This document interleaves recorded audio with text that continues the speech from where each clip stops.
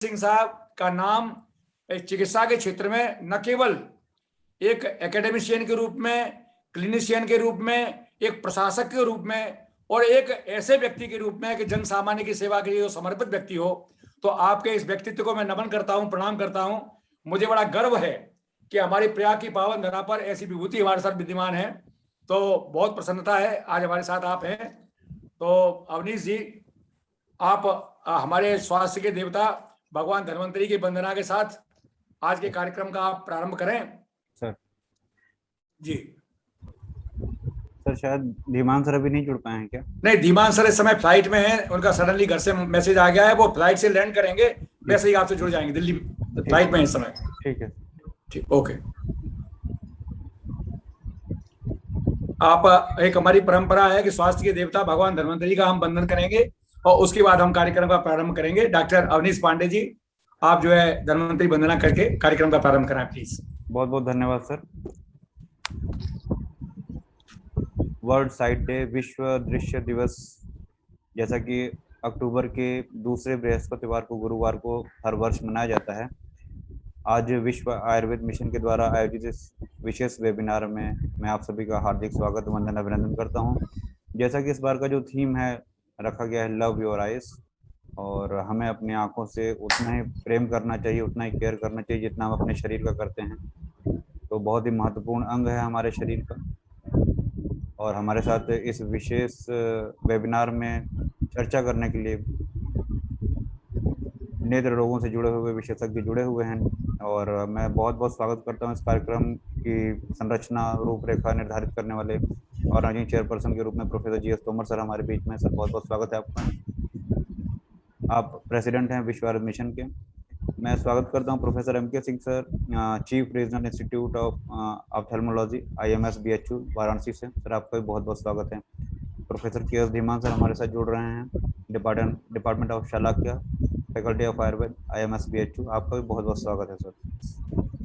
Guest speaker के रूप में हमारे साथ जुड़े हुए हैं professor KJ Singh sir, head of department of ophthalmology, Motilal Nehru medical college Prayagraj से। बहुत बहुत स्वागत है सर आपका भी। Doctor PK Singh sir, department of Shalakya, government PG Ayurvedic college Varanasi से। Most welcome sir. Doctor Riju Agrawal sir, associate professor and head, department of Shalakya, Chaudhary Brahm Prakash Ayurveda चरक संस्थान, न्यू दिल्ली से हमारे साथ जुड़े हुए हैं। आप सभी लोगों का बहुत बहुत स्वागत है।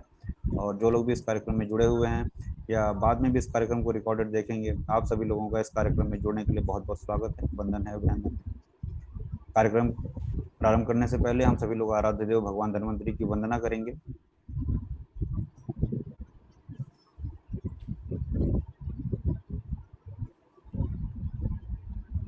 ओम नमामि धन्वन्तरिमादिदेवं सुरासुरैर्वन्दितपादपद्मं, लोके जरारुग्भयमृत्युनाशं दातारमीशं विविधौषधीनां।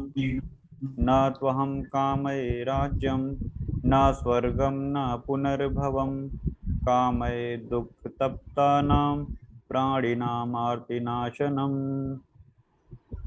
पुनः आप सभी का स्वागत करते हुए मैं निवेदन करूंगा professor G S Tomar sir से कि सर इस कार्यक्रम के विषय वस्तु पे अपने विचार रखें। Professor G S Tomar sir, बहुत बहुत स्वागत है सर आपका। ओम श्री सीतानाथ समारंभां रामानंदादि मध्यमां अस्मदाचार्य पर्यंतां वंदे श्री गुरु परंपराम। आज के इस भव्य ज्ञान यज्ञ में हमारे साथ प्रयाग, काशी, इंद्रप्रस्थ और विंध्यवासिनी की नगरी से हमारे साथ लोग जुड़े हुए हैं। मैं सभी का हार्दिक स्वागत और अभिनंदन करता हूं। और जैसा कि हमारे यहाँ कहा गया है कि चिकित्सतात् पुण्यतमं न किंचित, चिकित्सा से बढ़कर के कोई दूसरा पुण्य कार्य नहीं हो सकता। रोते बिलखते हुए चेहरे पर आप जो मुस्कान बिखेरते हैं, तो इसलिए आपको धरती का भगवान जो संज्ञा दी गई है वो निश्चित रूप से यथार्थ है और वो निश्चित रूप से सही है। जहां तक आज का प्रश्न है, हम लोग जो है कोरोना कालखंड में 300 के करीब हम लोगों ने कार्यक्रम ऑर्गेनाइज किए, तो WHO के जो डेज हैं उनको हम जरूर सेलिब्रेट करते हैं। अभी हमने वर्ल्ड मेंटल हेल्थ डे मनाया, उसके पहले हमने उसके बाद आर्थराइटिस डे मनाया, और आज जो है वर्ल्ड साइट डे के बारे में जब चर्चा आई, तो साइट का जब नाम आए, विजन का नाम आए, आई का नाम आए, तो ऐसा हो ही नहीं सकता कि मैं प्रोफेसर कमलजीत सिंह साहब को भूल जाऊं, क्योंकि कमलजीत सिंह साहब एक हमारे जो है नेत्र रोग के एक पर्याय के रूप में प्रतिष्ठापित है इस प्रयाग की पावन धरा पर। और बड़ा सौभाग्य है कि आप जैसे यशस्वी चिकित्सक यहाँ पर विद्यमान हैं। साथ ही साथ प्रोफेसर MK सिंह साहब, मुझे सौभाग्य मिला नेक की भारत सरकार की विजिट में यूनिवर्सिटी ग्रांट कमीशन की तरफ से हम लोग ने काफी संस्थानों का, काफी विश्वविद्यालयों का हम लोगों ने विजिट किया। तो उस समय मैंने महसूस किया कि प्रोफेसर MK सिंह साहब एक अच्छे क्लिनिशियन और सर्जन होने के साथ साथ में एक एकेडमिशियन और एक रिसर्चर की जो दृष्टि होना चाहिए वो आपके अंदर है, और आप इतने एनालिटिकल आपकी अप्रोच है, तो उसका मैं बहुत कायल हूं। मैं आपके सद्गुण का मैं सम्मान करता हूं और आपको बहुत बहुत प्रणाम करता हूं और बहुत बहुत धन्यवाद देना चाहता हूं कि मेरे आग्रह पर, मेरे एक रिक्वेस्ट पर आप सब लोग यहाँ उपस्थित हुए। ये बड़े सौभाग्य का विषय है कि आज हम जन सामान्य की पीड़ा को हरने के लिए नेत्र जैसे महत्वपूर्ण अंग, केयर योर आईज, महत्वपूर्ण अंग के लिए हम एकत्र हुए हैं। हम जो है आगे कुछ चर्चा न करने के पहले विशेषज्ञ लोगों को आमंत्रित करने का ही ज्यादा आवश्यक समझेंगे। आज हमारे साथ जुड़े हुए हैं डॉक्टर PK सिंह।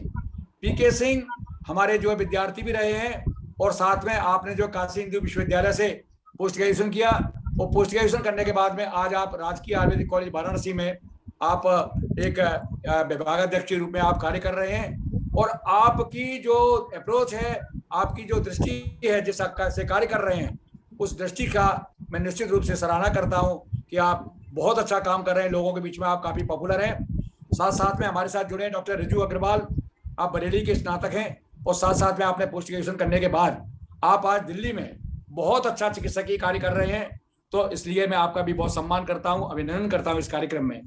हमारे कार्यक्रम का जो समन्वयन कर रहे हैं, जो आपके संचालन कर रहे हैं, ऐसे हमारे सहयोगी डॉक्टर अवनीश पांडे, जो कि निश्चित रूप से एक पोस्ट ग्रेजुएट स्कॉलर होने के साथ साथ पोस्ट ग्रेजुएशन करने के बाद आप इस समय उत्तर प्रदेश सरकार में चिकित्सा अधिकारी भी हैं और हमारे विश्व आयुर्वेद मिशन के उत्तर प्रदेश के सेक्रेटरी जनरल भी हैं।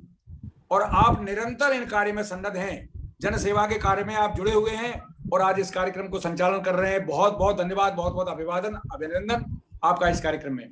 अब मैं कहना चाहूंगा कि नेत्र के संदर्भ में ये बहुत ही प्रसन्नता का विषय है कि सुश्रुत की जब हम बात करते हैं, हमारी भारतीय संस्कृति और सभ्यता की बात करते हैं, क्योंकि हम यहाँ पर किसी विधा के चिकित्सक बाद में हैं, पहले हम भारतीय हैं। और भारतीय होने के नाते ये हमारा गौरव है कि हमारे चिकित्सा विज्ञान में, हमारे साहित्य में, हमारे लिटरेचर में जो डिस्क्रिप्शन किया गया है, चाहे वो यंत्र की बात करें, चाहे हम शस्त्र की बात करें, चाहे हम ये 67 विकाराणाम येषाम संग्रह कीर्तन, 76 प्रकार के नेत्र रोगों का वर्णन हमारे आयुर्वेदिक संहिताओं में किया गया है। और जान के आपको बड़ी प्रसन्नता होगी कि जब हम देखते हैं कि फेको टेक्नोलॉजी से हमारे प्रोफेसर कमलजीत सिंह साहब जब ऑपरेशन करते हैं, तो जो इंसिजन लगाने का जो पॉइंट बताया गया है, आचार्य सुश्रुत ने जहां पर इंसिजन लगाने के बारे में जिक्र किया है, आज फेको टेक्नोलॉजी में एग्जैक्टली वहीं पर इंसिजन लगाया जाता है। और उस टेक्नोलॉजी का डिस्क्रिप्शन उस समय किया आपके कैटरेक्ट के ऑपरेशन के बारे में, तो ये आपको बड़ी प्रसन्नता होना चाहिए कि हमारा भारतीय विज्ञान कितना विकसित था। और ये हमारे लिए भारतीय गौरव की बात है कि ये चिकित्सा विज्ञान आज नई दिशा में चल रहा है और इस गौरवशाली परंपरा के हम लोग वाहक हैं।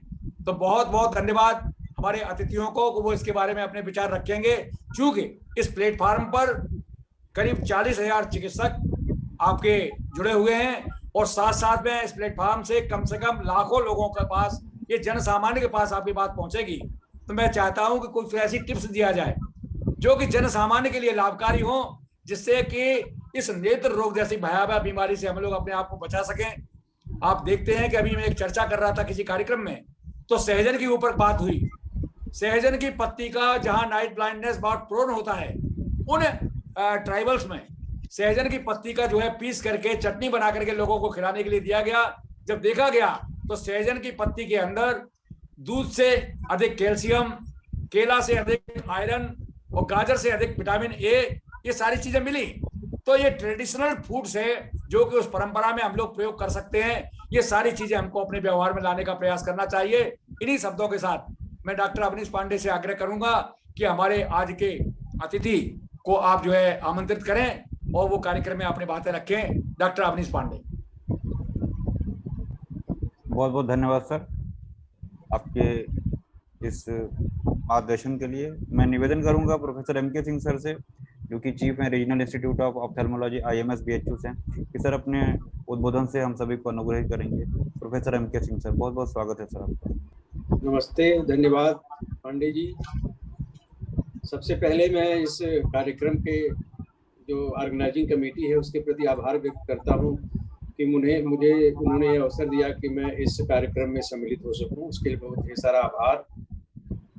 आप सभी इस बात को महसूस करते हैं कि नेत्र प्रकृति का दिया हुआ एक बहुत ही अमूल्य उपहार है सभी प्राणियों के लिए। इस ज्ञानेंद्रिय के द्वारा हम बाहरी संसार से जुड़ते हैं। मानस में भी एक चौपाई आती है एक प्रसंग में कि मूदहु आँख कतहु को नाही। अगर आप आंख मूंद लेते हैं तो संसार आपके लिए अदृश्य हो जाता है। तो इस भाव को देखने पर हम पाते हैं कि ये नेत्र हमारे लिए बहुत अनमोल निधि है और इसको सहेज कर रखना हमारा कर्तव्य है, और इसे के बारे में जानकारी भी समय समय पर हमको लोगों के विशेषज्ञों से लेते रहना चाहिए।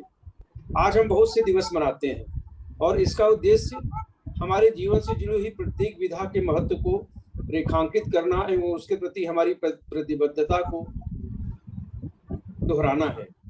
दृष्टि दिवस को मनाते हुए हम इस बात पर विशेष रूप से बल देते हैं कि हम अपने आंखों को कैसे भली बात सुरक्षित रखें एवं इसके लिए निर्धारित नियमों का अपने दैनिक जीवन में पालन करें।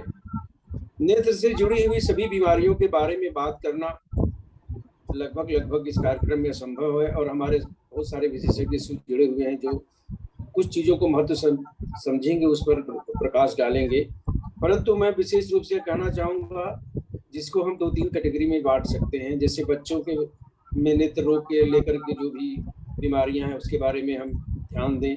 उसके बाद एक हमारा जो प्रौढ़ावस्था है उसके बारे में जो बीमारियां होती हैं, तो कुछ वंशानुगत बीमारियां हैं या कुछ हमारे शरीर में अन्य बीमारियां हैं जो हमारे नेत्र रोगों को प्रभावित करती हैं। उसके बारे में थोड़ी बहुत जागरूकता हर आदमी को रखनी चाहिए और हमें उसके प्रति सचेत रहना चाहिए। बच्चों के बारे में मुझे विशेष रूप से कहना है कि बच्चों में होने वाले नेत्र विकारों के बारे में हमें बहुत सावधान रहना चाहिए, क्योंकि उन्हें एक लंबी जिंदगी जीनी है और किसी तरह से वो अगर नेत्रहीनता के शिकार होते हैं तो ये समाज के लिए भी अभिशाप है और उनके खुद की जिंदगी के लिए अभिशाप है।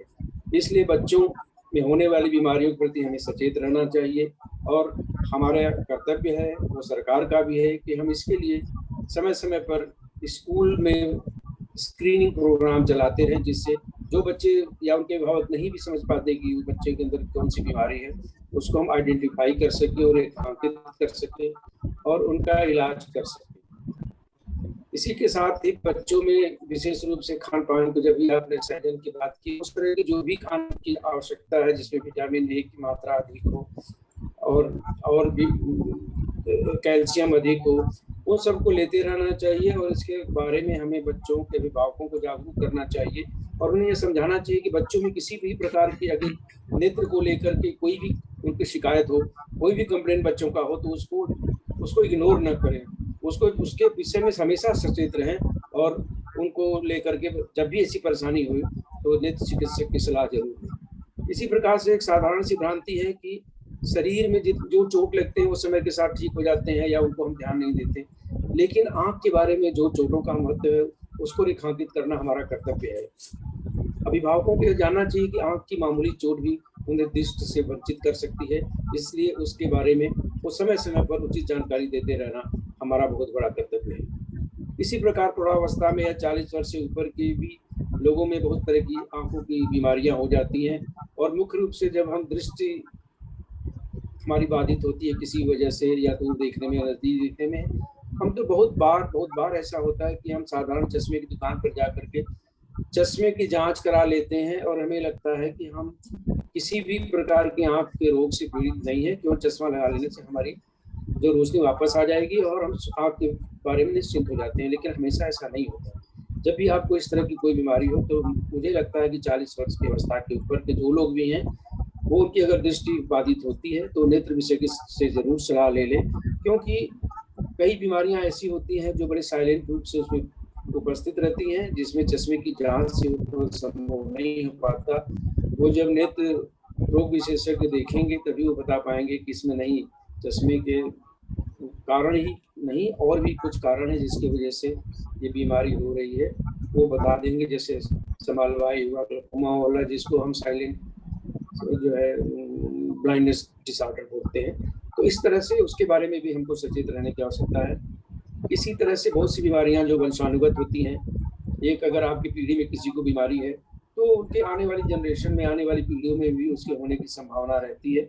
इसलिए ऐसे लोगों को भी सचेत रहना चाहिए, उनके बारे में सावधान रहना चाहिए। जिनके परिवार में उनके पहले के पूर्वज में किसी तरह की बीमारी है और उस बीमारी से परिचित है, तो ऐसे लोगों को भी समय समय पर अपने आंखों की देखभाल उचित परामर्श के द्वारा नेत्र चिकित्सक से लेते रहना चाहिए। इसी तरह से कुछ अन्य बीमारियां शरीर की हैं जो शरीर के साथ साथ ही नेत्र को भी प्रभावित करती हैं, और जिसमें मुख्य रूप से आजकल जो हमारा डायबिटीज और ब्लड प्रेशर है या उच्च रक्तचाप है, जिसको हम कह सकते हैं कि now the India is the capital of diabetes of the world, तो उस बारे में भी हमें सचेत रहने की जरूरत है।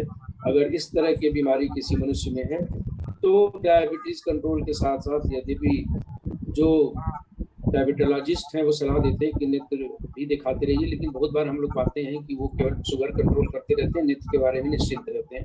तो उन लोगों के बारे में मेरी सलाह है कि आप अगर इस तरह की बीमारी से पीड़ित हैं तो अवश्य नेत्र रोग विशेषज्ञ से समय समय पर मिलते रहना चाहिए, जिससे कि वो आपकी दृष्टि को सुरक्षित रख सके। इसी तरह से आजकल बड़ी चर्चा होती है, आप लोग भी अक्सर चर्चा करते हैं कि इस कोरोना काल में हम बहुत सारा काम जो है कंप्यूटर से, मोबाइल से करते रहे हैं, जिसकी वजह से कंप्यूटर विजन सिंड्रोम की एक बीमारी जो लोगों के बीच है, जिससे आंखों में हमको तकलीफ होने लगती है, देखने में दिक्कत होने लगती है, उसके बारे में भी उचित सलाह और उसके बारे में क्या पर्टिकुलर एक्सरसाइज करनी चाहिए वो भी आप विशेषज्ञ से मिल करके उसका उचित पालन करें, जिससे अपनी दृष्टि को बचाए रखें। तो बहुत सारी बातों पर कहने की संभावना नहीं, लेकिन मैं मुख्य रूप से कहा कि बच्चों के प्रति सचेत रहिए, वंशानुगत बीमारियों के प्रति सचेत रहिए, और 40 साल बाद की जो भी दृष्टिहीनता के कारण है उनके बारे में विशेषज्ञ से सलाह लीजिए। और आप अगर किसी रोग से पीड़ित हैं तब भी आंखों के प्रति सावधानी बरतें और उचित देखभाल करें, जिससे आपकी आंखें सुरक्षित रहें। आप सब लोगों को विश्व दृष्टि दिवस की ढेर सारी शुभकामनाएं, और मैं ईश्वर से प्रार्थना करता हूं कि वे हमें अपने नेत्र को सुरक्षित रखने में हमारी सहायता करें। धन्यवाद साथियों। बहुत बहुत धन्यवाद माननीय प्रोफेसर एम.के. सिंह साहब। आपने निश्चित रूप से बड़े ही मूलभूत तत्वों को छुआ है कि बच्चों को आंखों संबंधी समस्या को बिल्कुल इग्नोर न करें, उसको सीरियसली लें।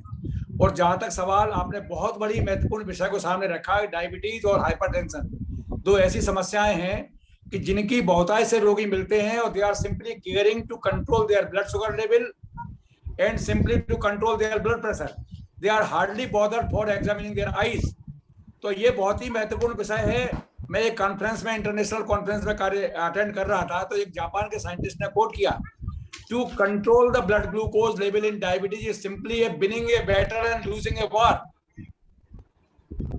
केवल जो है ब्लड शुगर को कंट्रोल करने मात्र ही हमारा लॉजिक नहीं होना चाहिए। ये जो है एक WHO का कहना है कि in spite of sufficient glucose control base insulin and other oral hypoglycaemic agents, its complications are inevitable. We cannot control the complications. Diabetic retinopathy, diabetic nephropathy, diabetic myopathy, neuropathy, इनको रोकना बहुत जरूरी है। तो that's why the logic of the treatment is to maintain the integrity of the vital parts. That is supposed to be very important issue. तो आपने उस तथ्य की तरफ आपने ध्यान दिया कि डायबिटिक रेटिनोपैथी, तो उसको रोकने के लिए नियमित रूप से नेत्र रोग विशेषज्ञ से हम सलाह लेते रहे, बहुत जरूरी है। तीसरी इंपॉर्टेंट इशू जो आपने रखा कि computer vision syndrome is very common nowadays, right from the students. बच्चे, छोटे छोटे क्लास के बच्चे, उनको कंप्यूटर स्क्रीन पर लगातार रहना पड़ रहा है, कुछ तो वीडियो गेम खेलने के चक्कर में, और कुछ साथ साथ में आज स्कूल की जो परंपरा हो गई, स्कूल बंद रहे, तो आज जो स्क्रीन के साथ में आपका कंटिन्यूस जो टच है, that is suppose to be very dangerous. और जैसा कि आप लोगों की सलाह होती है कि आप कम से कम 20 मिनट के बाद में एक ब्रेक करें, कंटिन्यूअसली आप स्क्रीन के कांटेक्ट में न रहें, ये बहुत महत्वपूर्ण है। बैलेंस डाइट का आप सेवन करें, जिसमें आपकी विटामिन ए, गाजर वगैरह का हम सेवन कर सकते हैं। Amla is suppose to be rich in vitamin C, तो हमारे यहाँ आंवल की रसायन का उल्लेख किया गया है, दैट इज वेरी इफेक्टिव। सप्तामृत लो, चूंकि प्रोफेसर एम.के. सिंह साहब एक ऐसे संस्थान में काम कर रहे हैं जहां Ayurveda and modern medicine are working under a single roof. तो आपको इसके बारे में पूरी जानकारी है, चाहे मैं अखिल पिष्टी की बात करूं, चाहे मैं त्रिफला की बात करूं, और चाहे मैं आपकी सत्तामृत लॉ की बात करूं, इसके ऊपर बहुत काम हुआ है और ये आपके डायबिटिक रेटिनोपैथी को डिले करने में काम करते हैं। इसके ऊपर डॉक्टर हमारे एक दुर्भाग्य है हमारा कि डॉक्टर विजय श्रीवास्तव जो यहाँ काम किए थे वो उनकी एक्सपायर हो चुके हैं, और उन्होंने बहुत ही इंपॉर्टेंट इसके ऊपर वर्क किया और ये बहुत ही प्रभावी चीजें देखी गई। तो मैं कहना ये चाहता हूं कि नेत्र के स्वास्थ्य को संरक्षित रखने के लिए प्रत्येक अवस्था में हमको जागरूक रहना चाहिए, और केवल चश्मा की दुकान पे चश्मा जांच कराने लेने मात्र से ही आपका काम नहीं होगा। Periodical checking of eyes is must. तो हमको नेत्र रोग विशेषज्ञ के पास निश्चित रूप से 40 वर्ष की आयु के बाद जाना हमारे लिए एक बहुत अच्छा एक कदम होगा। तो आपके उद्बोधन के लिए, आपके इन सुविचारों के लिए मैं बहुत बहुत धन्यवाद देता हूं आपको कि आपने लोगों को जागरूक करने में आज ये महत्वपूर्ण अपना योगदान दिया। बहुत बहुत धन्यवाद प्रोफेसर एम के सिंह साहब। भविष्य में भी आपको याद करते रहेंगे, मुझे आशा है कि आप कभी हमको निराश नहीं करेंगे। बहुत बहुत धन्यवाद।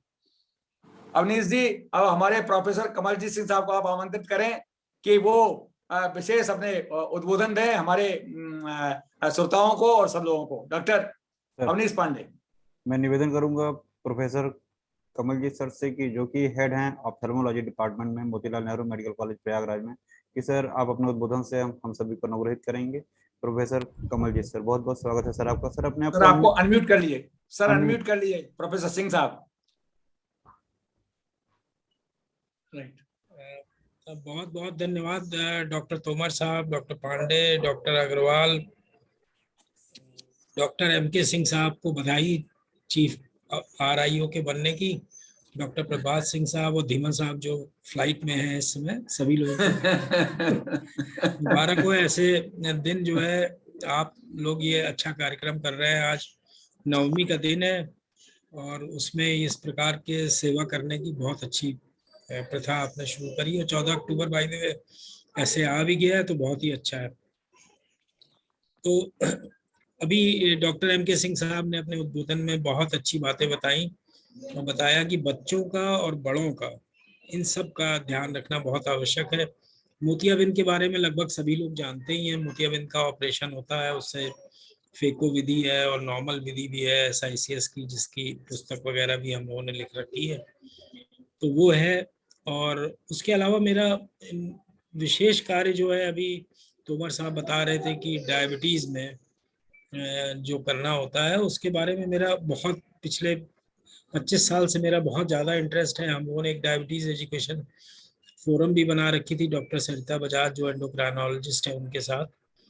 तो हम लोग बहुत बड़ी वो मीटिंग्स करते रहते थे पब्लिक हेल्थ एजुकेशन की, उसमें हम लोगों ने काफ़ी कार्य किया है। तो थोड़ा सा उसका विवरण देते हुए, क्योंकि डायबिटीज़ इतना रैम्पेंट होती जा रही है आजकल कि उसको संभालना बड़ा मुश्किल हो गया। हम वो स्क्रीन शेयरिंग कर सकते हैं क्या? हाँ करिए। डिसेबल किया हुआ है मैं। अवनीश जी पॉसिबल है, देखें। यस सर हो जाएगा। हाँ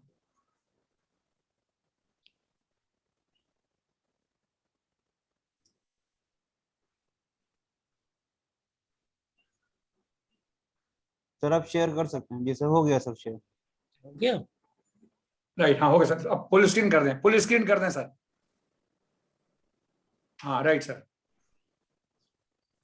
तो जी सर। जो हम लोगों ने कार्यक्रम कर रखा है उसके हिसाब से, जैसा कि हम सभी लोग जानते हैं कि डायबिटीज़ जो है वर्ल्ड में काफ़ी फैल रही है और अब चाइना और इंडिया जो है टॉप पे है और हम लोग का हमेशा कंपटीशन रहता है। तो वैसे ही यहाँ पे भी कंपटीशन है डायबिटीज़ का। कभी हम आगे होते हैं, कभी वो आगे होते हैं डायबिटीज़ में। और उसकी वजह से ऐसा देखा गया है कि डायबिटीज़ की वजह से रेटिना पे बहुत असर होता है। रेटिना पे नहीं होता बल्कि मोतियाबिंद भी जल्दी होता है डायबिटीज़ वाले मरीजों को, और समलबाई या ग्लूकोमा जिसे कहते हैं वो भी कॉमन होता है। लेकिन आजकल जैसे आपने ये वर्ल्ड साइट डे पे जो किया गया है, Indian association of prevention of blindness, international association ने और इंडिया गवर्नमेंट ने भी इस पे मोतिया है, बच्चों का रिफ्रैक्टिव एरर का जैसे डॉक्टर सिंह बता रहे थे, फिर इंजरीज का है, फिर कैटरैक्ट का तो हो ही गया, ग्लूकोमा का, और डायबिटिक रेटिनोपैथी को भी बहुत इंपॉर्टेंस दी हुई है क्योंकि ये बहुत कॉमन हो गई है और गवर्नमेंट ने हर हॉस्पिटल में ऑलमोस्ट इसके लिए फैसिलिटीज देने जा रही है और काफ़ी जगह है भी। तो एडवांस सेंटर भी है हमारे अस्पताल में, तो वो चल रहा है। तो काफ़ी वर्ल्ड वाइड ब्लाइंडनेस है, बढ़ती चली जा रही है डायबिटिक रेटिनोपैथी की वजह से। ज़्यादातर रिसर्चेस तो यूएस में ही होती हैं, जिसकी एग्जैक्टली हम लोग जान सकते हैं। हमारे यहाँ स्टैटिस्टिक्स हर चीज़ की गड़बड़ है और वैसे ही इसमें भी गड़बड़ है। पर बेसिक बात ये जानने की है कि 25 साल के बाद लगभग सभी को, यानी 97% लोगों को पर्दे पे असर आ जाता है डायबिटीज़ का। तो उसमें वो जो है प्रॉब्लम करता है। होता ये है कि 10 साल में ये धीरे धीरे बढ़ता जाता है, अगर डायबिटीज आप वो नहीं कर रहे कंट्रोल बढ़िया। तो जैसे ये देख रहे हैं कि यहाँ पे देखिए डायबिटीज अगर अच्छे से कंट्रोल्ड है नहीं है, अगर अच्छे से कंट्रोल नहीं है तो 65% लोगों को डायबिटिक रेटिनोपैथी हो जाती है। और अगर अच्छे से कंट्रोल है, HbA1c अगर 6 के अंडर है तो 38%, मतलब कितना कम हो जाता है अगर डायबिटीज कंट्रोल हो। तो बेसिक इलाज जो है उसका डायबिटीज को कंट्रोल करना ही है। वर्ल्ड ओवर आप देख सकते हैं कि सब जगह बढ़ा हुआ है डायबिटीज, और उसके कारण ब्लाइंडनेस भी हो रही है और डायबिटीज एपिडेमिक तो है ही वर्ल्ड में। इवन ये दो, एक तो इंडियन एक्टर है और दूसरे, इनको आप सब लोग पहचानते ही होंगे, रोज आप क्रिकेट में देखते रहे, हम लोग की जनरेशन तो देखा ही है। ये भी डायबिटिक थे। ये जो है खेलने आते थे और फास्ट बॉलिंग करते थे, तो इंसुलिन लगा के ये जो है, ये दोनों बंदे जो हैं ये लोग इंसुलिन लगाते थे, उसके बाद खेलने या एक्टिंग करने जाते थे। तो इन लोगों का जो कार्यक्रम था उसकी वजह से लॉन्जेविटी बढ़ गई है, क्योंकि दवाइयाँ बहुत अच्छी आ गई हैं। आजकल आदमी का लाइफ स्पैन डायबिटीज वालों का भी 80-80, 90-90 साल तक जीवित रह रहे हैं। तो जितना ज़्यादा ड्यूरेशन हो जाता है डायबिटीज़ का, उतना ज़्यादा जो है डायबिटिक रेटिनोपैथी होने के चांसेस बढ़ जाते हैं। तो जैसे मान लीजिए 25 साल में, जैसे हमने बताया कि 90% लोगों को हो जाता है, और 10 साल में शुरुआत होती, पहले कोई लक्षण नहीं होते हैं, 10 साल में पता भी नहीं चलेगा। लोग कहते हैं चलो, जैसे अभी तोमर साहब बता रहे थे कि आप डायबिटीज़ कंट्रोल करते रहिए, सब ठीक है, और आँख की चेकअप लोग नहीं कराते हैं, किडनी की जांच नहीं कराते, हार्ट का चेकअप नहीं कराते, तो उससे जो है प्रॉब्लम हो जाती है और पता भी नहीं चलता। डायबिटिक रेटिनोपैथी के कारण बहुत से हैं, बहुत ज़्यादा डिटेल में मैं नहीं जाना चाहूँगा। बेसिकली ये जो है ऑक्सीजन कैरिंग कैपेसिटी कम कर देता है, उसके कारण नई नई नसें बनने लगती हैं रेटिना में, और नसों में लीकेज भी शुरू हो जाता है, जिसके कारण डायबिटिक रेटिनोपैथी का चेंजेस होते हैं। तो जब नई नसें बनती हैं तो वो ब्लीड कर जाती हैं, ब्लीड करने के बाद वो पहले तो रेटिना में ही रहती हैं, फिर वो विट्रियस में आती हैं, फिर वो एंगल में भी चला जाता है, न्यूरोस्क्लेरोसिस, और ग्लूकोमा भी कॉज कर देता है। तो ब्लड आया पहले रेटिना में, फिर विट्रियस में आया, फिर एंगल पे भी आ गया।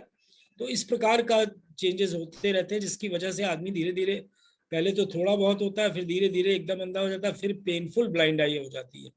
तो इतना लेट स्टेज में ये सब होता है। बहुत से लोग छूटे भी रह जाते हैं, लेकिन वो उनकी किस्मत है, ऊपर वाले की मेहरबानी है, लेकिन ज्यादातर लोगों को चेंजेस होना शुरू हो जाते हैं। तो ये जो है काफी लोगों को 15 मिलियन ब्लाइंड कर दिया है डायबिटीज ने, इसके कारण प्रॉब्लम है। अब जो कारण है वो देखिए, बेसिक बात, चूंकि हम लोगों के साथ जुड़े हुए डॉक्टर्स भी हैं, नॉन मेडिको भी जुड़े हुए, जनरल पब्लिक भी जुड़ी हुई है, तो बेसिक बात समझने की है कि पहला मैंने ड्यूरेशन का बता दिया कि जितना ज्यादा आपको ड्यूरेशन हो गया, आज शुरू हुई पता भी नहीं चलता, क्योंकि डायबिटीज जो है कोई चेकअप हमारे देश में तो होता ही नहीं है, कोई तकलीफ होती तब आदमी जाता है, और डायबिटीज के भी लक्षण नहीं है और रेटिनोपैथी के भी लक्षण नहीं है। तो जब ड्यूरेशन ज़्यादा होता है तो ज़्यादा आँख का डैमेज करता है। फिर आता है डायबिटीज़ स्टेटस, जो हमने अभी आपको पहले बताया कि अगर डायबिटीज़ को अच्छे से कंट्रोल किया हुआ है तो कम होने के चांस है, अगर अच्छे से कंट्रोल नहीं है तो होने के चांस है, अगर कंट्रोल भी किया हुआ है तो भी 1/3 पॉपुलेशन को पर्दे में खराबी होनी ही होनी है। दूसरा आपको ध्यान ये रखना है कि क्या फैक्टर है, हाइपरटेंशन या ब्लड प्रेशर। अगर मान लीजिए किसी का ब्लड प्रेशर बढ़ा हुआ है तो उसको जल्दी हो जाती है डायबिटिक रेटिनोपैथी, तो ये एक प्रॉब्लम है। तो ब्लड प्रेशर भी कंट्रोल रखना पड़ता है हम लोगों को, तो उसके लिए दवाई वगैरह करें या नमक वगैरह कम करें, जैसे करते हैं करना चाहिए। इसके अलावा प्रेगनेंसी में जिसको डायबिटीज है, अगर मान लीजिए प्रेगनेंसी हो गई डायबिटिक को, तो उनमें डायबिटिक रेटिनोपैथी होने के चांसेस बढ़ जाते हैं। अचानक से आप चूंकि हार्मोनल चेंजेस होते हैं तो डायबिटीज में पर्दे में खराबी आ जाती है, और उनके लिए खास करके हमें पर्दे का चेकअप करना बहुत आवश्यक होता है।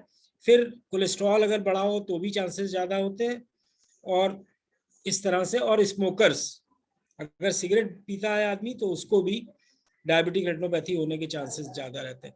बच्चों की जो डायबिटीज़ होती है उसमें खास बात यह है कि प्यूबर्टी के बाद चेंजेस आते हैं। प्यूबर्टी के पहले कोई आँख की चेकअप करने की ज़रूरत नहीं है। जब हार्मोनल चेंजेस होने लगते हैं तब जो है रेटिना में इन्वॉल्वमेंट होता है, और बहुत ज़्यादा इन लोगों में होता है, और कई बार सीवियर हो जाता है। तो उनको हम लोग इंसुलिन देते रहते होते चूंकि, लेकिन पर्दे की जांच अगर नहीं करी तो अचानक जो है मरीज को पता चलता है कि अरे तो दिखना ही बंद हो गया। अगर किसी को दिखना बंद हो गया डायबिटीज वाले को, और अगर कैटरैक्ट नहीं है, तो ये समझ लीजिए कि उसको रेटिनोपैथी हुए 5-7 साल 10 साल हो चुका है। तो उस दौरान भी उसने अपनी आंखों का चेकअप नहीं कराया है। तो इसलिए जांच करना बहुत जरूरी है। इसके अलावा मैं थोड़ा सा मेडिकल वालों के बारे में बता दूं कि 2 प्रकार की होती है। एक में तो रेटिना जैसे मैंने बताया, और दूसरा जो है बहुत सी जांचें हम लोग करते हैं, एंजियोग्राफी करते हैं, जिसमें पता चलता है कहाँ से लीक हो रहा है। ये देखिए बहुत सीवियर स्टेज का डायबिटिक रेटिनोपैथी है। ये एंजियोग्राफी करके पता चला कि इसकी नस से ही इतना ऊजिंग हो रही है जिसकी वजह से प्रॉब्लम हो रही है। और ये शुरुआत के हैं जिसमें चेंजेस हैं, इस टाइप के शुरुआत में चेंजेस होते हैं, बल्कि ये देखा जाए तो ये भी जो है ज़्यादा हो गया है। और ये देखिए डिस्क होती है ऑप्टिक नर्व, और उसके बगल में मैकुला होता है। अगर चेंजेस इधर हो रहे हैं पेरिफेरी में तो विजन नहीं जाती है। विजन जो विजुअल एक्यूटी है हमारी मैकुला से होती है, ये सब लोग जानते हैं। अगर मान लीजिए यहाँ चेंज है और यहाँ नहीं है तो आपकी विजन ठीक रहेगी, आपको पता भी नहीं चलेगा कुछ हो रहा है। आप डॉक्टर के पास जाएंगे तब वो बताएगा कि ये जो है हेमरेज हुआ है और आपको इस समय लेजर वगैरह कराने की जरूरत है। नहीं तो ये अगर धीरे धीरे बढ़ते बढ़ते, जैसे कहते नहीं है कि बाढ़ आ गई मान लीजिए घर में और आपके बगल वाला डूबा है, आप घर में बैठे सो रहे हैं, तो जब तक आप सो रहे हैं तब तक तो नहीं डूबे, लेकिन पानी जिस दिन बढ़ा तो उस दिन आपको भी डूबो जाएगा। तो ये मैकुला का भी यही है कि अगर आपका मैकुला इन्वॉल्व हुआ तो समझ लीजिए ये इधर हो रहा है कुछ नहीं है, लेकिन ये देखिए ये जो लीजन्स आ गए हैं छोटे छोटे येलो, तो मैकुला इन्वॉल्व हो गया, इसकी विजन कम हो जाएगी। तो ये इसकी खास बात है। और कुछ शुरुआत के ये फोटो है जिसमें मैकुला देखिए एकदम ऑलमोस्ट नॉर्मल है, लेकिन पेरिफेरी में चेंजेस हैं। ये इधर देखिए चेंजेस आ रहे हैं इस तरफ, तो वो चेंजेस आ जाते हैं, तो वो चेंजेस से रहता है। और स्क्रीनिंग सबसे इम्पोर्टेंट है। कोई आपको लक्षण नहीं होगा, कोई दर्द नहीं होगा, कोई आंख लाल नहीं होगी। अगर आप जैसे अपनी कार, हम हमेशा कहते हैं कि आप अपनी कार की सर्विसिंग कराते हैं ना 6-6 महीने पे, लेकिन ईश्वर ने हम लोगों को एक ठप्पा लगा के नहीं भेजा भैया कि अपनी सेहत की भी जांच करा लिया करो। अगर सेहत की जांच कराने चाहते हैं तो लोग कहते हैं कि लूट रहे हैं डॉक्टर लोग। तो अगर भगवान मोहर लगा देते एक आपको पीछे पीठ पे कि भैया 6-6 महीने पे या साल भर पे चेकअप कराते रहना, तो आदमी चेकअप कराता रहता और उससे जो है ठीक रहता। तो इसमें आंख का चेकअप हमने तो कई बार डॉक्टरों को देखा है, मेडिकल कॉलेज के डॉक्टरों को देखा है, कभी आंख नहीं चेक कराते, चाहे डायबिटीज है चाहे नहीं है। तो अगर आपको डायबिटीज है तो साल में एक बार पर्दे का चेकअप होना बहुत जरूरी है। और अगर कोई बीमारी हो गई तो फिर तो आपको जल्दी जल्दी दिखाना पड़ेगा। और ये देखिए हम लोग डायबिटीज एजुकेशन वगैरह करते रहे, ये बहुत पुरानी फिल्में हैं 8-10 साल पुरानी जो लगा रखी हैं हमने, तो ये हो जाता है। और जैसे मैंने बताया कि अगर बच्चे हैं जो नई टाइप की डायबिटीज़ है तो उनमें प्यूबर्टी के बाद जांच हम लोग करते हैं। और जो डायबिटीज़ एडल्ट वाली होती है उसमें जब आपको है डायबिटीज़ उसी समय आपका पर्दे की चेकअप, दवा डाल के पर्दे को चेकअप करना ज़रूरी है। बहुत से आयुर्वेदिक के MS के लड़के हमसे आते हैं, डिस्कस करते हैं डॉक्टर्स लोग, तो उनको बताते हैं, वो लोग देख के कई बार अक्सर कुछ ना कुछ पता चल जाता है उनको पर्दे में है तो तुरंत रेफर कर देते हैं, जिससे जो है इलाज हो जाता है। ये हम लोग एक पत्रिका छपाते थे मधुमेह का, इधर थोड़ा सा प्रकाशन में डिले हो रहा है, लेकिन पिछले 20 साल हम लोगों ने काफ़ी इस पर काम करके ये छापते रहे। और मेन काम जो है डायबिटीज़ को कंट्रोल करना है और रेगुलर चेकअप कराना है, यही मेन वो है। और जांचें तो बहुत सी करते हैं हम लोग, फोटोकोगुलेशन वगैरह ये सब देखिए 25-25 लाख के इंस्ट्रूमेंट है जिससे हम लोग जांच करते हैं। और ये OCT आ गया आजकल, इसने बहुत हम लोगों को फ़ायदा दिया है। जो चीज़ हम लोग आंखों से नहीं देख पाते वो OCT से देख लेते हैं, और रेटिना की एक एक लेयर जान जाते हैं कि कहाँ क्या हो रहा है। इसमें देखिए ये जो है सूजन वगैरह आ गई है, ये मैकुला पे ये सब भी पता चल जाता है, ये सब लीकेज से होता है तो वो भी पता चल जाता है। तो इस प्रकार से ये सब होता है। अगर ब्लड आ गया तो हम लोग विट्रेक्टमी करते हैं, वो बड़ा भारी प्रोसीजर है, उसके पहले ही लेजर द्वारा ठीक कर देना चाहिए। और ये देखिए ट्रीटमेंट के समय ऐसे लेजर के मार्क्स लगा देते हैं, पूरी रेटिना जलानी पड़ती है कई बार इंजेक्शन देते हैं, बड़े महंगे महंगे आते हैं, 25-25 हजार के, 50-50 हजार के, लाख लाख रुपए के इंजेक्शन है, और एक इंजेक्शन से काम नहीं चलता, कई इंजेक्शन आंख में लगाने पड़ते हैं। तो इस प्रकार से बहुत कुछ करते हैं। बेसिकली आपको ये समझना है कि ये लक्षण रहित बीमारी है डायबिटिक रेटिनोपैथी, आंख की जांच से ही पता चलता है। और सबसे इम्पोर्टेंट बात यह है कि अगर विजन चला गई तो फिर वो विजन पूरी वापस नहीं आती है। कई लोग आते हैं, कहते हैं साहब आपने इतना लेजर किया, सुइयां लगाई, क्या होगा, हमको थोड़ा तो दिखता रहे, हम बाथरूम भी तो जाते रहे। तो अगर इतना भी कर पाते हैं तो बहुत बड़ी बात है। और खास बात ये पॉइंट 4 तो आप नोट कर लीजिए। ग्लाइकोसिलेटेड हीमोग्लोबिन 7 से कम होना चाहिए, बीपी ठीक होना चाहिए, किडनी की कंडीशन ठीक होनी चाहिए, और टोटल कोलेस्ट्रॉल भी अच्छा होना चाहिए। साल में एक बार फंडस एग्जामिनेशन मस्ट है। अगर आप ये सब नहीं करते तो आंख का नुकसान होना ही होना है। तो ये सब कुछ पॉइंट्स है जिसे हमें याद रखना है, और उससे हम लोग, और बाकी मैंने बताया कि कैटरैक्ट ग्लूकोमा होता है, और ये सब खास बातें। फिर से एक बात दोहराना चाहूंगा कि इसमें कोई लक्षण नहीं होता, आंख का चेकअप साल में एक बार होना है। जो विजन चली गई वो वापस नहीं आ पाती है। डायबिटीज आप कंट्रोल करें। इसी सब के साथ मैं अपना उद्बोधन यहाँ पे समाप्त करूंगा। धन्यवाद। बहुत बहुत धन्यवाद प्रोफेसर कमलजीत सिंह साहब। आपने निश्चित रूप से एक इतने गंभीर विषय को इतने सरल तरीके से हम लोगों के सामने प्रस्तुत किया है कि इसको सोच करके डायबिटीज जैसी साइलेंट किलर को ध्यान में रखते हुए हमको अपने नेत्र के प्रति सचेत रहना होगा, और पीरियोडिकल चेकिंग आपको जरूर करानी होगी, जो बहुत महत्वपूर्ण है। मैंने एक किताब लिखी मधुमेह पर, holistic approach to treatment of diabetes. तो उसका पहला सेंटेंस है कि diabetes is not a curse, it is boon to the life. The moment you realize you are suffering from diabetes, you can control your diet. Start taking care. Yes, very right. दूसरी महत्वपूर्ण बात मैंने लिखी कि एक piece मिठाई का खाना उतना नुकसानदायक नहीं है जितना एक पीस मिठाई का खाने के बाद सोचना है। तो डायबिटीज के कंट्रोल के लिए we have to control diabetes holistically, और अपने डाइट में परिवर्तन लाना होगा, संयम आपको बरतना होगा। और सबसे बड़ी महत्वपूर्ण बात होती है कि एंजाइटी, जहां आपको स्ट्रेस होगा तो ऑटोमेटिकली ग्लूकागोन आपका जो है बढ़ेगा, इंसुलिन कम होगा, और डायबिटीज प्रेसिपिटेशन के चांस बढ़ेंगे। तो डाइट कंट्रोल, रेगुलर एक्सरसाइज, इससे तो हम बच ही नहीं सकते। तो ये सारी चीजें बहुत महत्वपूर्ण है। आपने बहुत ही सही तरीके से, क्योंकि सिम्टम लेस होने के नाते हमको बहुत जागरूक रहना पड़ेगा। If you are suffering from diabetes, periodical checkup is must. आपको लगातार निरंतर डॉक्टर के साथ सलाह लेकर के ही आपको आगे बढ़ना होगा। तो निश्चित रूप से आप आशान्वित रहिए कि आपके शहर में और आपके आसपास आज जो है availability of eye surgeon is there everywhere in the country. तो आप उसका उपयोग करें और निश्चित रूप से अपने आप को बचाएं। मैं सकारात्मक दृष्टिकोण का व्यक्ति हूं, आपके अंदर सकारात्मक ऊर्जा भरना चाहता हूं। ऐसे मनस्वी आप प्रोफेसर कमलजीत सिंह साहब को केवल आपने एक चिकित्सक के नाते सुना होगा, एक ऑप्थेल्मोलॉजिस्ट के नाते सुना होगा, लेकिन ये एक संस्थान है, एक व्यक्ति नहीं है। He is supposed to be an institution. आप एक इतने उद्भट कवि हैं, इतने अच्छे विद्वान कवि भी हैं कि आपकी कविताओं को पढ़ने के बाद लगता है कि आपके अंदर का जो आपका जो उद्वेग है, आपके अंदर का ये गुण है। शायद एमके सिंह साहब इनके बारे में जानते हैं कि मुझे नहीं पता, लेकिन आपकी कविताओं को पढ़ने के बाद मुझे लगता है कि निश्चित रूप से आपने समाज की उन परिस्थितियों को लेखांकित किया है जो कि निश्चित रूप से एक समाज सेवी के बारे में होना चाहिए। तो आपके इस गुण को मैं प्रणाम करता हूं, नमन करता हूं। डॉक्टर एमके सिंह साहब भी जो है, डॉक्टर एमके सिंह साहब बहुत ही साहित्यिक व्यक्ति है, और तो ये मेरे गुरु हैं इस मामले में। उन्होंने मुझे कई किताबें बताई हैं जिसको पढ़ के मैंने काफी कुछ सीखा है।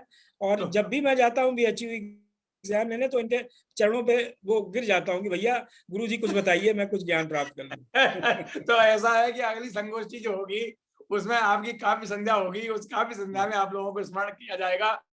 बहुत बहुत धन्यवाद सर, आपने निश्चित रूप से बहुत अच्छी चीजें हमारे सामने रखी और ये जन सामान्य के लिए बहुत लाभकारी होंगी। और पीड़ित मानवता की सेवा करने हमारा धर्म है। We must be devoted. हमारा कहा है क्वचित धर्म क्वचित अर्थ क्वचित मैत्री क्वचित यशः कर्माभ्यासम को अपेक्षापि चिकित्सा नास्ति निष्फला। तो इससे बड़ा कोई धर्म नहीं है कि आप जो है किसी पीड़ित व्यक्ति के चेहरे पर मुस्कान ला दें।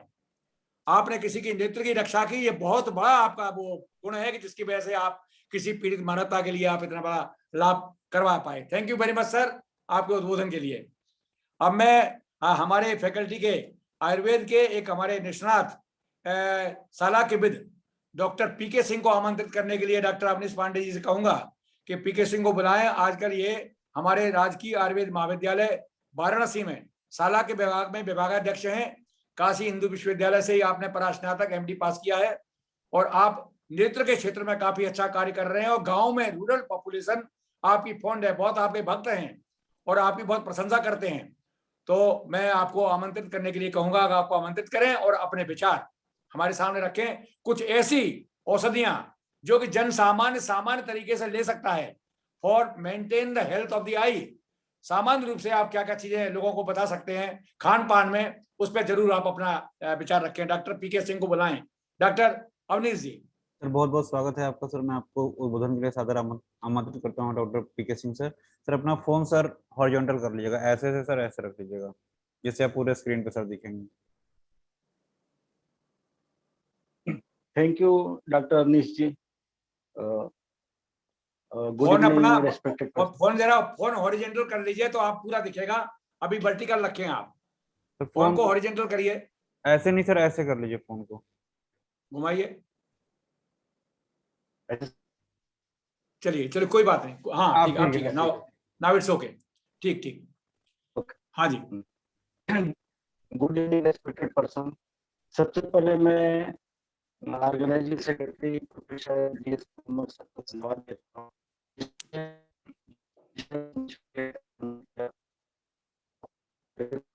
नेटवर्क प्रॉब्लम हो रही है आपके। रेस्पेक्टेड प्रोफेसर, हेलो, आपकी आवाज सर नेटवर्क प्रॉपर नहीं है सर। नेटवर्क प्रॉपर नहीं है आपकी आवाज। हाँ बोले। हेलो जी सर, आवाज आ रही है सर? हाँ आ रही है, आ रही है। हेलो, हाँ आवाज आ रही है, बोलिए। अरे जी sir. Respected professor M K Singh sir, RIO chief, professor Kamaljeet Singh sir, professor KS Dhiman sir, जो कि हम लोग के बीच में उपस्थित नहीं हो पाए किन्हीं कारणों बस। डॉक्टर रिजू अग्रवाल जी का इस मंच से हार्दिक अभिनंदन एवं नमन करता हूँ। आज वर्ल्ड साइट डे 2021 में हम लोग उपस्थित हुए हैं इस परिचर्चा में। इसका जो मेन उद्देश्य है आंखों की स्वास्थ्य के बारे में जागरूकता फैलाना और हमारे आई साइट की देखभाल करने की आवश्यकता पर बल देती है। दुनिया भर में लगभग 1 अरब लोग या इससे अधिक जो पास की नजर या दूर की नजर अंधेपन जैसी बीमारी दृष्टि दोष से ग्रसित है, लेकिन इसमें 50 वर्ष से या इससे अधिक उम्र के लोग ज्यादा इस बीमारी से ग्रसित है, दृष्टि दोष से। यह एक राष्ट्रीय कार्यक्रम है जो अंधेपन और दृश्य हानि के बारे में जागरूकता फैलाता है। दृष्टिहीनता के कारणों में मोतियाबिंद, ग्लूकोमा, हाइपरटेंसिव में भी डायबिटिक रेटिनोपैथी या हाइपरटेंसिव रेटिनोपैथी, ARMD जैसी आंखों के संक्रमण शामिल हैं इस सब बीमारियों में। सबसे महत्वपूर्ण यह है कि लोग इन कारणों के बारे में अधिक जागरूक।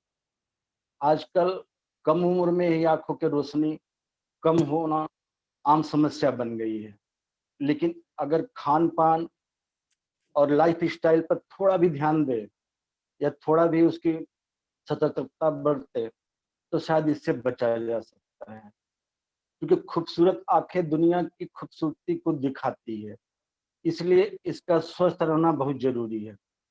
अकॉर्डिंग टू WHO विश्व में करीब 2 अरब से ज्यादा लोग आंखों के विकास उससे बीमारी से जूझ रहे हैं।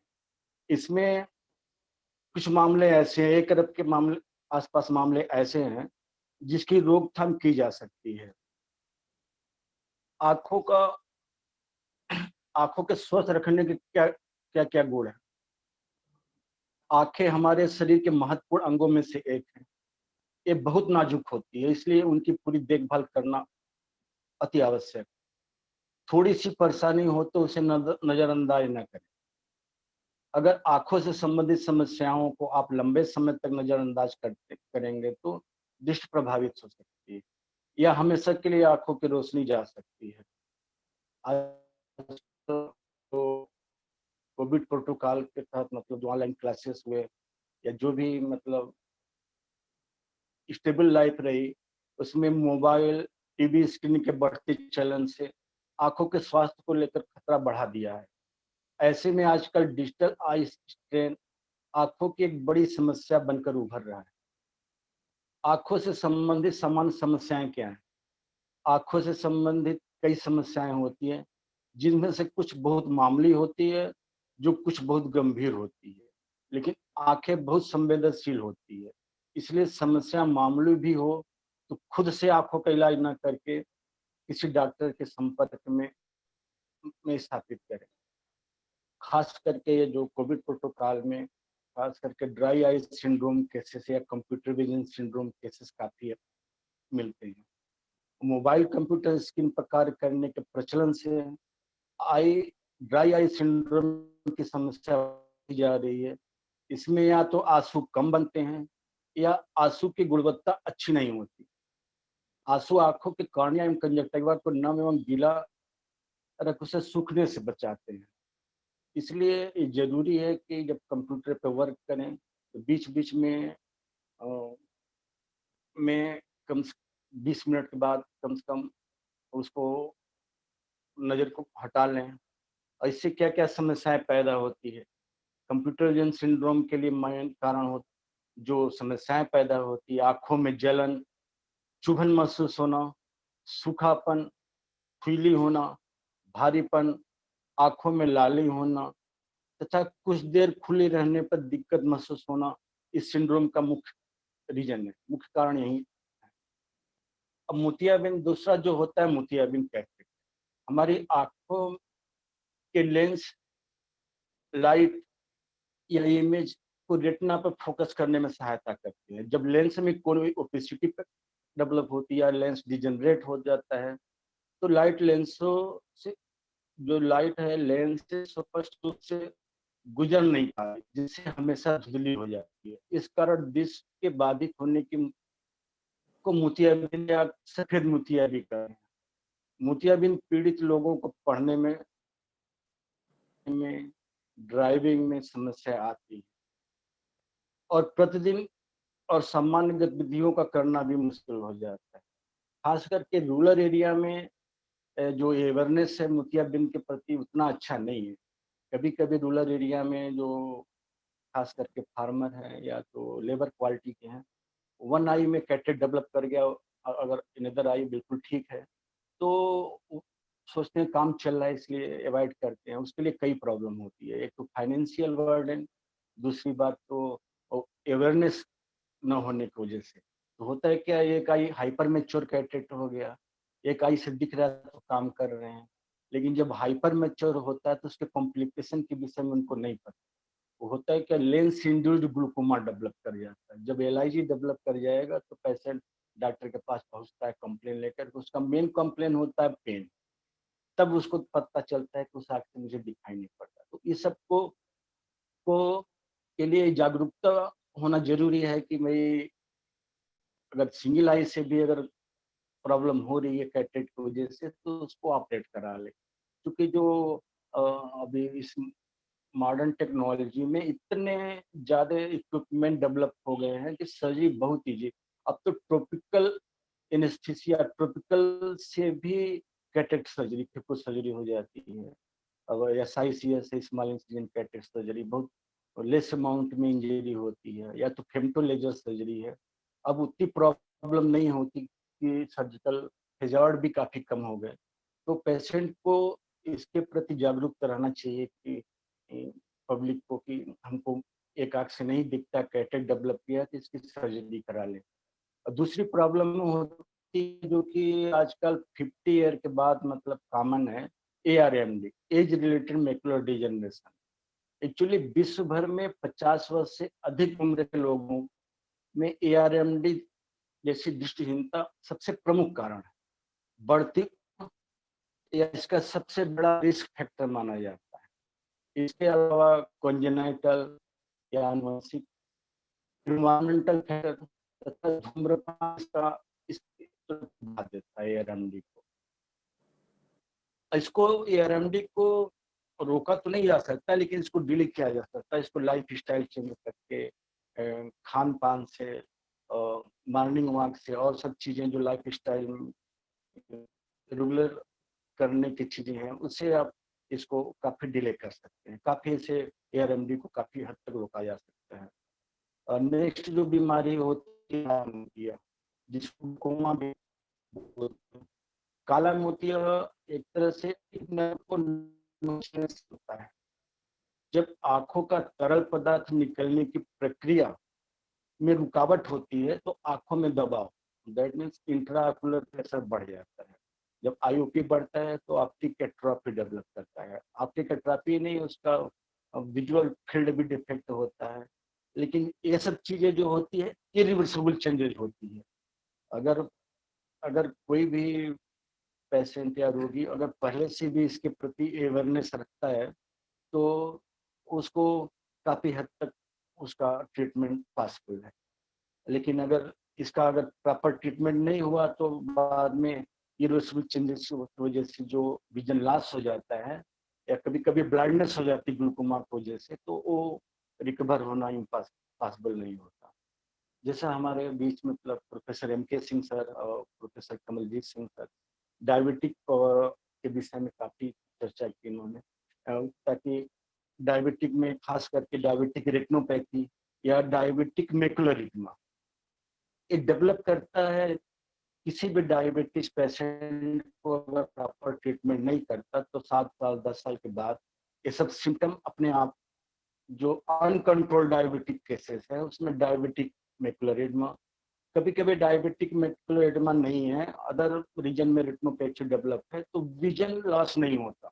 तो पेशेंट सोचता है मेरे को कुछ नहीं हुआ, डायबिटीज है भी, तो उसको बहुत अवेयरनेस नहीं रहती उसके विषय में कि मेरे को डायबिटिक रेटिनोपैथी डेवलप हो रही है या अदरवाइज एनी प्रॉब्लम। क्योंकि डायबिटिक एक तरह से साइकोसोमेटिक डिजीज है। इसमें डायबिटिक के जो कॉम्प्लिकेशन है, diabetic retinopathy, diabetic nephropathy, diabetic neuropathy, so many complication is will develop. तो इसको रोकने के लिए जरूरी है कि उसको टाइम से पहले उसका ट्रीटमेंट किया जाए। और ट्रीटमेंट के लिए क्या है, उसको प्रॉपर इन्वेस्टिगेशन जरूरी है। प्रॉपर इन्वेस्टिगेशन क्या कराएंगे पहले तो, और अगर आप डायबिटिक केसेस हैं तो regular each and every 6 month पे आपको पूरे फंडस एग्जामिनेशन कराएं कि कोई पोस्टीरियर सेगमेंट में कोई पैथोलॉजी तो डेवलप नहीं हो रही है, जस्ट लाइक कोई हेमरेज तो नहीं है, कोई डायबिटिक प्री डायबिटिक रेटिनोपैथी होती है, या विट्रस हेमरेज तो नहीं है।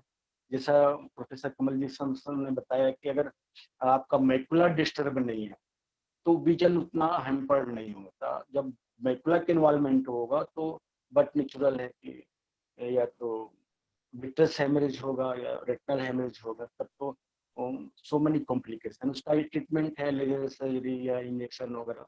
लेकिन उसको होने से रोकने के लिए जरूरी है कि आप अपने दिनचर्या को सही रखें और शुगर लेवल को कंट्रोल रखें।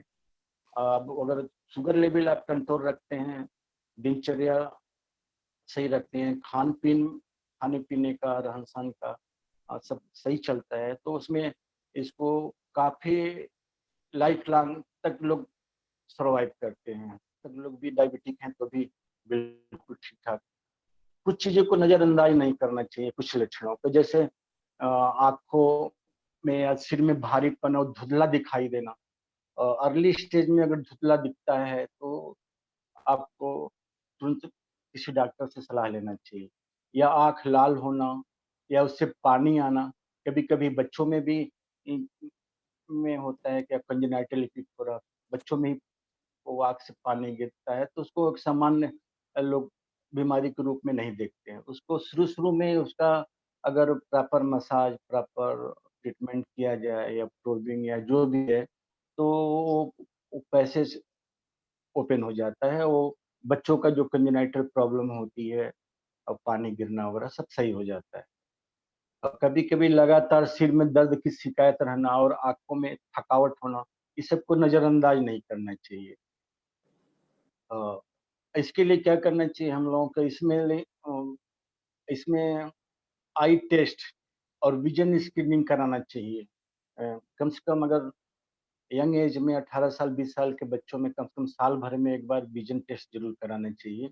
अगर आफ्टर 15 ईयर तो कम से कम 6 मंथ में इंटीरियर सेगमेंट या पोस्टीरियर सेगमेंट का जांच बहुत अति आवश्यक है, जिसकी वजह से जो फर्दर होने वाले परेशानी है, बीमारी है, उसको पता चल जाता है। और फिर आंखों को स्वस्थ रखने के लिए क्या क्या हमको ध्यान में रखना चाहिए। आंखों को स्वस्थ रखने के लिए अपने डाइट चार्ट में हरी सब्जी, फल, दूध या दूध से के उत्पादों को शामिल करें डेली रूटीन वे में। 6 से 8 घंटे की आरामदायक नींद लेना बहुत जरूरी है। धूल, मिट्टी, सनलाइट से बचने के लिए अच्छी क्वालिटी का गॉगल भी इस्तेमाल करना चाहिए। धूम्रपान भी अवॉइड करना चाहिए। धूम्रपान करने से ARMD या कैटरेट की आशंका बढ़ जाती है, इसलिए धूम्रपान को भी अवॉइड करना चाहिए। कंप्यूटर पर काम करते समय पलकों को झपकाते रहें बार-बार। और कंप्यूटर की स्क्रीन को अपनी आंखों से कम 20 या 30 इंच दूर रखें। कंप्यूटर या जबकि टीवी स्क्रीन को कम से कम 3.5 मीटर दूरी पर रखना चाहिए। पढ़ते समय या नजर का काम करते समय पर्याप्त रोशनी बहुत जरूरी है। और कभी भी चलती गाड़ी में न पढ़ें, न ही मोबाइल को ज्यादा इस्तेमाल करें। देर रात तक कृत्रिम रोशनी में काम करना भी अवॉइड करें। और दिन में कम से कम 2-3 बार आंखों को साफ पानी से धोना बहुत ही अति आवश्यक है। और इसके साथ साथ तो कई तरह के ऑकुलर एक्सरसाइज हैं, जो कि दिन में सुबह शाम करने से भी आपको कई प्रॉब्लम जस्ट लाइक रिफ्रेक्टिव में भी फायदा मिलता है। इसी के साथ में हम वर्ल्ड साइड डे पे आप सभी लोगों को धन्यवाद देता हूँ। इसी के साथ मैं अपने वाणी को विराम देता हूँ। धन्यवाद। बहुत बहुत धन्यवाद डॉक्टर पीके सिंह, आपने बहुत अच्छी बात हमारे सामने शेयर किया कि now the attention, there is a paradigm shift of WHO. The paradigm of WHO is shifting from infectious diseases towards lifestyle related diseases, and even diabetes, hypertension, bronchial asthma, even computer vision syndrome are supposed to be the common example of the lifestyle related diseases. और ये भी WHO का कहना है कि more than 75% lifestyle related diseases can be prevented. How they can be prevented? They can be prevented with following ideal lifestyle. Ideal lifestyle क्या है कि आप समय पर सोएं, आपकी हेल्दी स्लीप हो, आपकी डाइट प्रॉपर हो, सवेरे ब्राह्म मुहूर्त में आप उठें, और नेत्र के एक्सरसाइज के लिए trataka is supposed to be one of the best exercise. त्राटक आप करें। Trataka is supposed to be very important exercise for the eye problems. और साथ साथ में आपको खान पान में, जैसा कि आपको कहा गया कि मल्टी ग्रेन फूड आज हमारे पहुंच से बाहर हो गया है। हम लोग केवल गेहूं और चावल को ही जानते हैं। रागी के अंदर जो है 27 गुना ज्यादा कैल्शियम होता है। रागी, बाजरा, ज्वार, चना, इन सब चीजों को, ग्रेन्स को हम लोग प्रयोग करवाएं। ग्रीन लीफी वेजिटेबल्स का प्रयोग करें। साथ साथ में ओमेगा 3 फैटी एसिड्स, ये सारी चीजें हमारी डाइट के अंदर समाविष्ट हों। और हमको ट्रेडिशनल फूड्स की तरफ आकृष्ट होना है। ऋतु फल खाना है, ऋतु में उपलब्ध होने सब्जियां खाना है।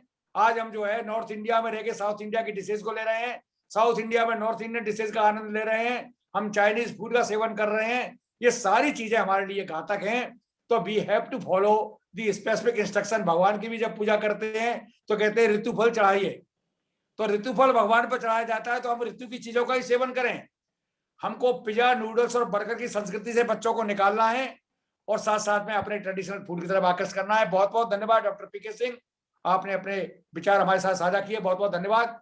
समय की सीमा में हम लोग चल रहे हैं। अब कोशिश करेंगे डॉक्टर अवनीश जी, हमारे अंतिम वक्ता डॉक्टर रिजू अग्रवाल को आमंत्रित करें कि वो अपने विचार रखें। साथ साथ में आयुर्वेद की कुछ औषधियां जो कि सामान्य रूप से जन सामान्य में लाभकारी हो सकती हैं, उनको हम कैसे प्रयोग कर सकते हैं। यद्यपि किसी भी औषधि का प्रयोग बिना चिकित्सकीय परामर्श के नहीं लेना चाहिए, लेकिन जहां तक त्रिफला चूर्ण का सवाल है, घर घर में हरड़, बहेड़ा, आंवला, ये सामान्य हमारे फूड्स हैं, इन फूड्स को हम कैसे प्रमोट करें, ये सारी चीजें हमारे लिए बहुत आवश्यक हैं। इसको बताने के लिए मैं आमंत्रित करता हूं डॉक्टर रिजू अग्रवाल को।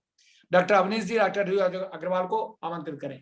बहुत बहुत धन्यवाद सर। मैं रिक्वेस्ट करूंगा डॉक्टर रिजू अग्रवाल सर से। एक बात बताना चाहूंगा कि सर हमारे स्नातक में गुरु रहे हैं और शाला का जो भी ज्ञान मिला मुझे सर से मिला। सर ने मुझे बरेली में पढ़ाया है, गवर्नमेंट आयुर्वेदिक कॉलेज बरेली में। और आपने और आपकी वाइफ है हमारी ma'am doctor Manju Agarwal ma'am शल्य में हैं।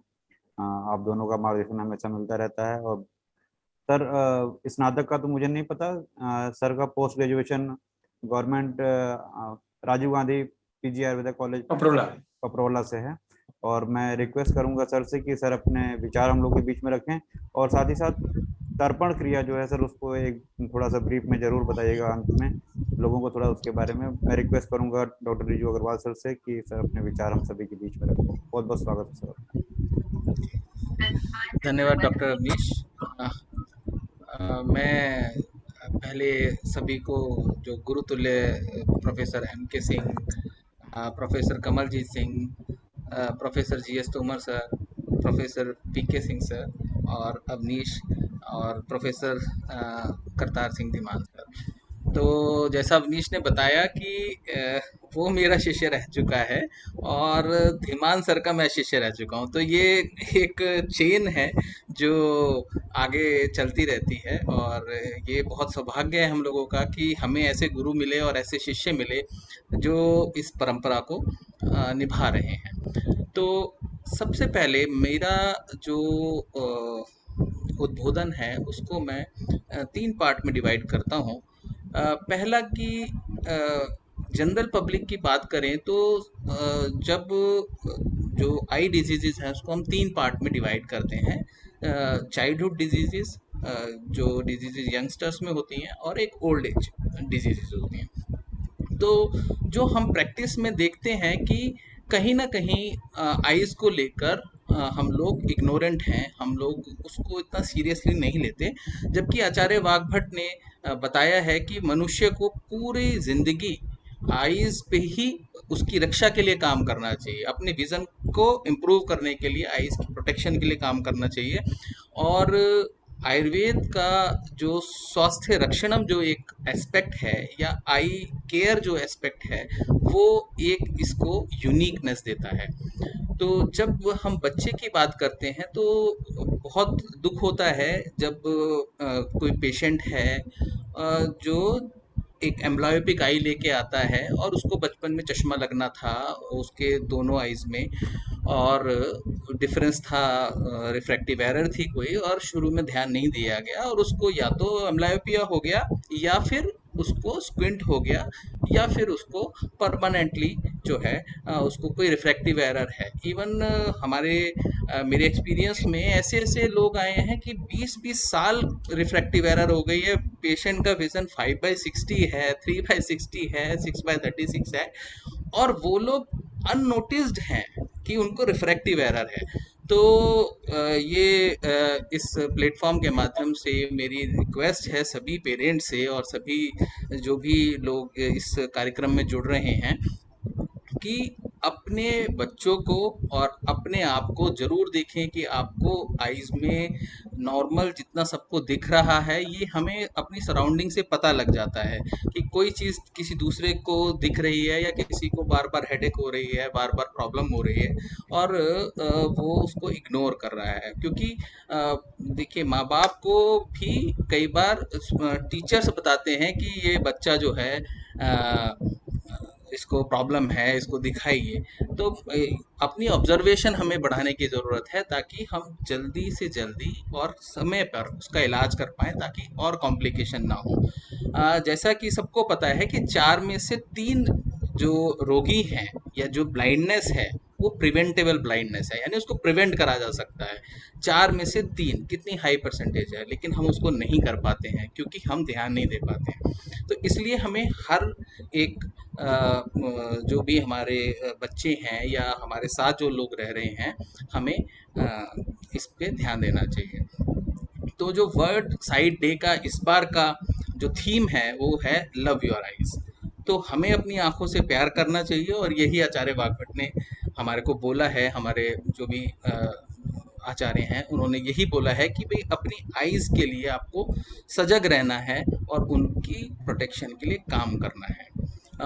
जैसे अभी क्या है कि जो भी बेस्ट ट्रीटमेंट अवेलेबल होता है उसको आदमी नहीं लेता है और दूसरे अल्टरनेटिव चीज़ों को ध्यान देता है। जैसे कैटरेक्ट की ही बात है, तो कैटरेक्ट में ये सब सर्वविदित है कि कैटरेक्ट सर्जरी एक बेस्ट ऑप्शन है, बट फिर भी पेशेंट जो है उसको अवॉइड करने के लिए डिफरेंट जो है डॉक्टर्स पे जाता है, केमिस्ट पे जाता है कि किसी तरीके से मेरी सर्जरी अवॉइड हो जाए। तो वो सर्जरी तो अवॉइड होगी नहीं, वो तो एक कंटिन्यूस प्रोसेस है, प्रोग्रेसिव प्रोसेस है, वो तो होगा ही होगा।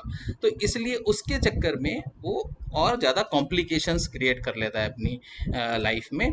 तो जो भी जिसका ट्रीटमेंट है, इसलिए कहते हैं कि जो ओल्ड एज हैं या अबव 45 हैं या जिनको डायबिटीज़ है, जिनको हाइपरटेंशन है, जिनको ऑलरेडी ग्लूकोमा डायग्नोस्टिड है, या जिसको मायोपिया है या प्रोग्रेसिव मायोपिया है, जिसको कंप्यूटर विजन सिंड्रोम है, वो लोग कंटिन्यूसली एक साल में कम से कम एक बार तो चिकित्सक को दिखाएं, ताकि समय पर जो है डिजीज प्रोग्रेशन पर पकड़ में आए और उस तरीके से उसका इलाज हो पाए या उसको जो है उसका ट्रीटमेंट हो पाए।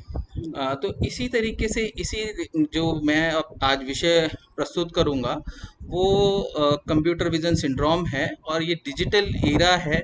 और डिजिटल ईरा में हमारे यहाँ आयुर्वेद में बताया है कि जो सूक्ष्म निरीक्षणाद है, यानी कि जो ज़्यादा टाइम तक पास की चीज़ें देखना है, उससे नेत्र रोग हो जाते हैं। और जो हम डिजिटल स्क्रीन यूज़ कर रहे हैं और जो हम बहुत ज़्यादा घर पे रह रहे हैं, आउटडोर एक्टिविटीज़ कम हो गई हैं, डिस्टेंस घर छोटे होते जा रहे हैं, सनलाइट कम होती जा रही है, उससे क्या हो रहा है, उससे बेसिकली हम धीरे धीरे या तो मायोपिया की तरफ बढ़ रहे हैं या फिर हम कंप्यूटर विजन सिंड्रोम की तरफ बढ़ रहे हैं। तो कंप्यूटर विजन सिंड्रोम में बहुत सारी सबको पता ही है और ऑलरेडी सभी वक्ताओं ने उस पर डिस्कशन करा है। मैं सिर्फ ज़्यादा टाइम ना लेते हुए एक मैंने एब्रीवेशन बनाया है कंप्यूटर विजन सिंड्रोम के लिए,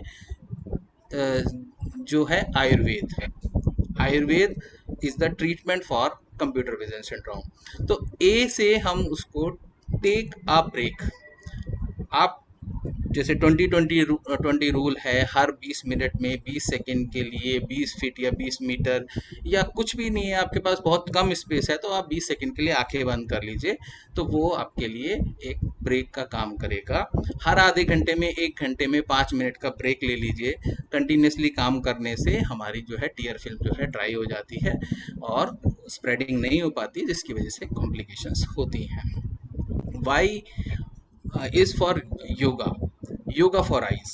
तो योगा फॉर आइज में जैसे सर ने बताया, त्राटक बहुत अच्छा काम करता है, हमारा सूर्य नमस्कार बहुत अच्छा काम करता है, पामिंग एक्सरसाइजेज बहुत अच्छा काम करती हैं, कन्वर्जेंस एक्सरसाइजेज बहुत अच्छा काम करती हैं। तो ये हम कुछ इसको इस तरीके से डिज़ाइन करें कि ये it will become a part of our daily life. उसके बाद you is very important, understanding work ethics और work ergonomics।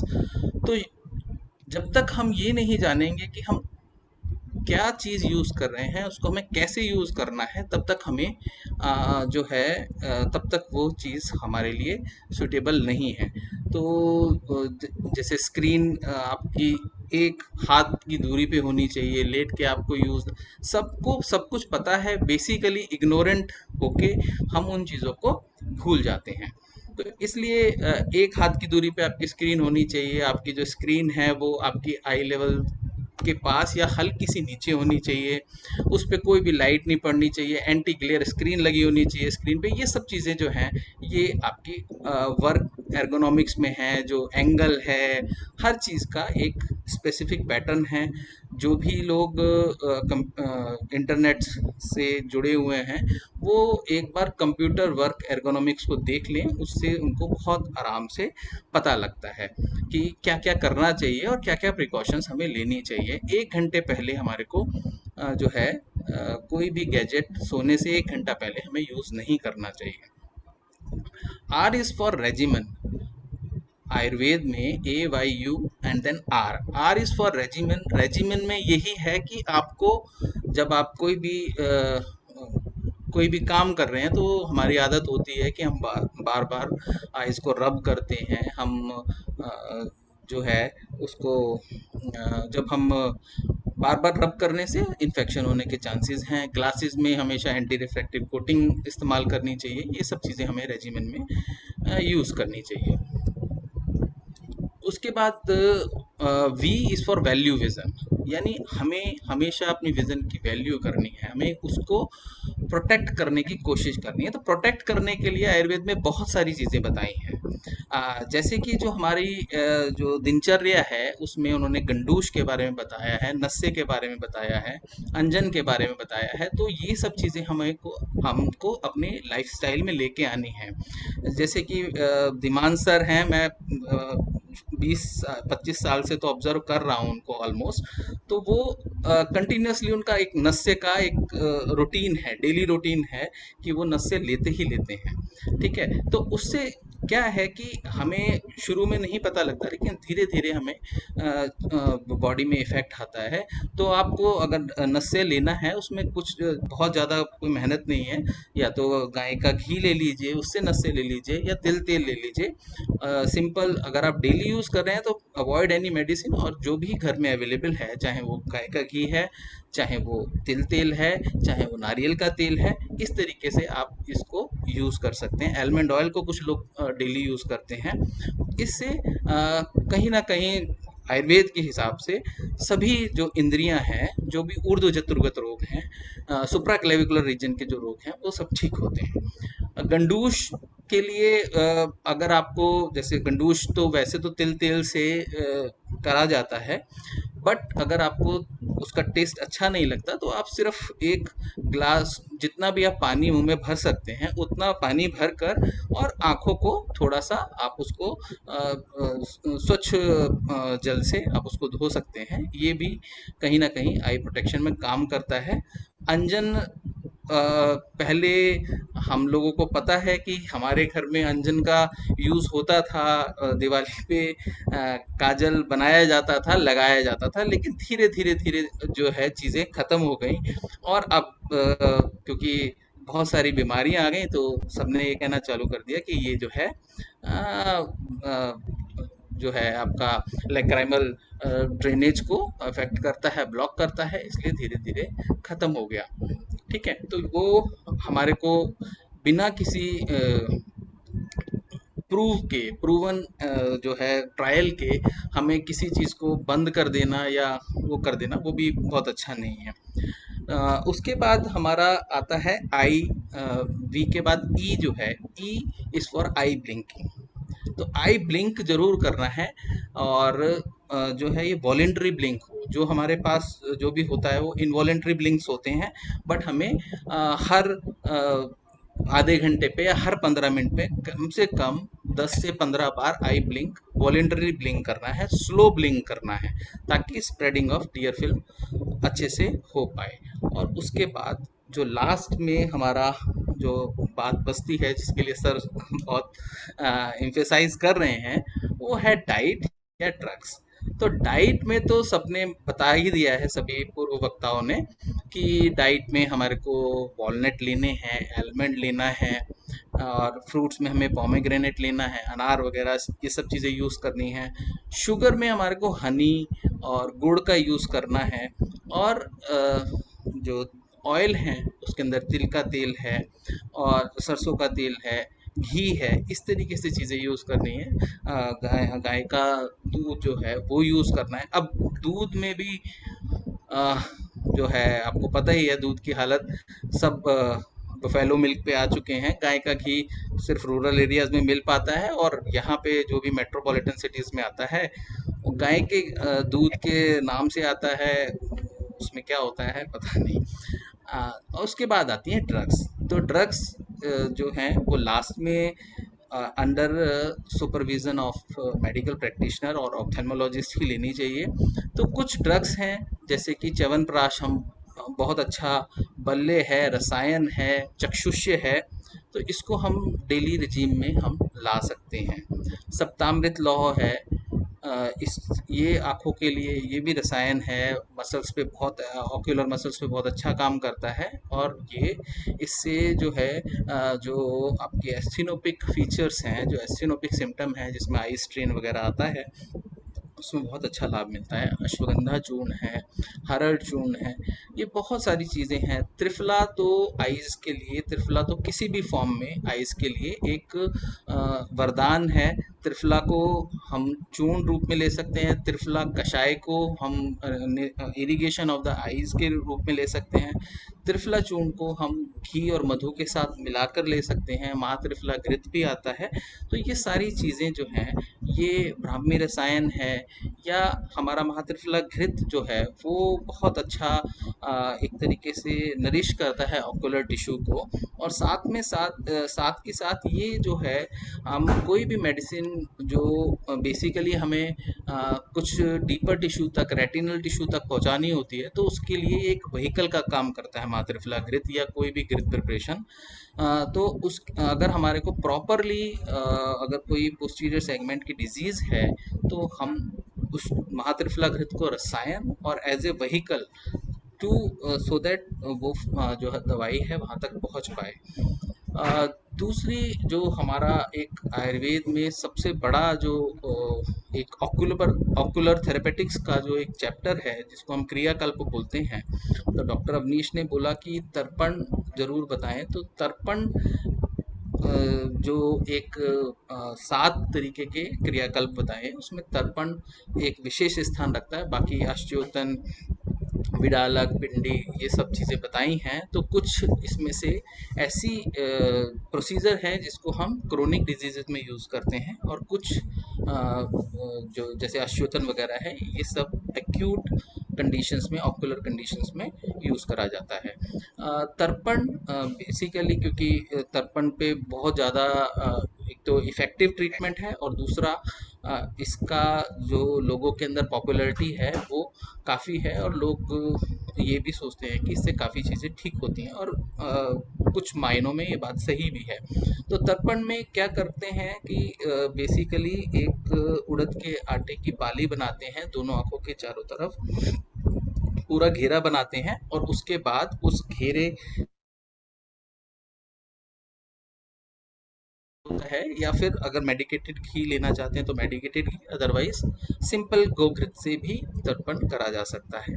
उसके अंदर सुपोष्ण जितना भी आराम से, बहुत ज़्यादा गर्म नहीं होना चाहिए क्योंकि उससे प्रॉब्लम हो जाएगी, जितना थोड़ा हल्का गर्म करके उसको हम आइस में जो उड़द के आटे की पाली बनाई है उसके अंदर डालते हैं।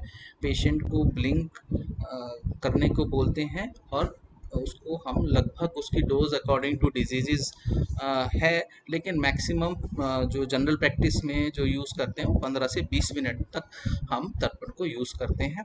उसके जब घी ठंडा हो जाए या ऐसा लगे कि उसकी जो टेम्परेचर है वो मेंटेन नहीं हो रहा, तो उसको थोड़ा मतलब दूसरा भी एक रिज़र्व घी हम रखते हैं, जिससे कि उसको हम चेंज कर देते हैं घी को टू मेंटेन द टेम्परेचर। और उसको फिर जो है घी को हम पाली को तोड़कर और घी को निकाल लेते हैं, और पेशेंट को थोड़ा मसाज देकर, नस से देकर, और उसको जो है उसको 1 दिन तक कोई भी सूर्य की किरण वगैरह, मतलब धूप वगैरह से बचाना होता है। और अच्छा होता है कि अगर हम पेशेंट को इसको एडमिट करके करें, ताकि उसको एक्सटर्नल एनवायरनमेंट से कोई भी प्रॉब्लम ना हो। और ये रेटिनल डिजीजेस में, मायोपिया में, हाइपरमेट्रोपिया में बहुत अच्छा काम करती है। तो इसको जो है हमें डेली प्रैक्टिस में यूज़ करना चाहिए।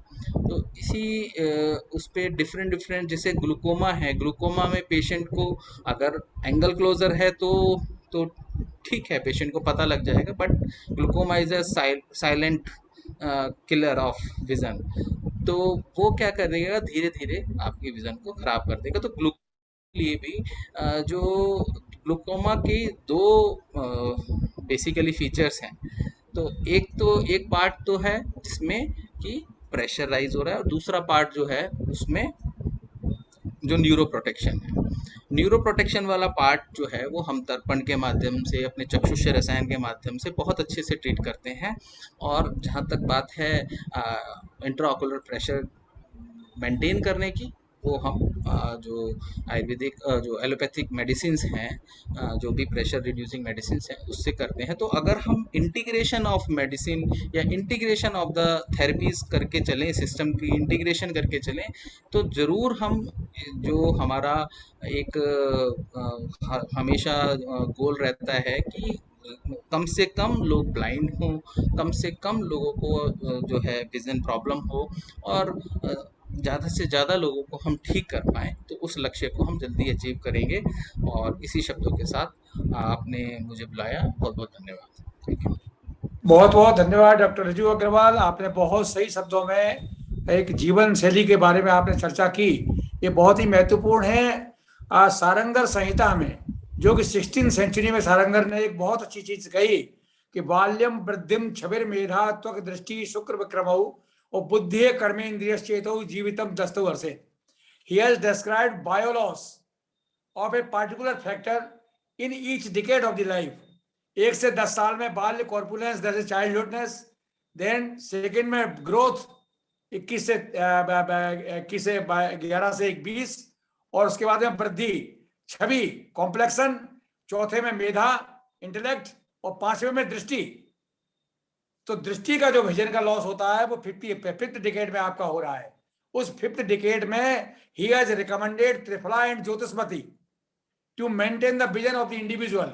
16th सेंचुरी में उन्होंने हाईलाइट किया कि किसी भी व्यक्ति को 50 साल से 60 साल की उम्र के बीच में जो विजन का लॉस होता है, आई पे लोड पड़ता है, तो ऐसी कंडीशन में हमको त्रिफला और ज्योतिष्मति का प्रयोग करना चाहिए।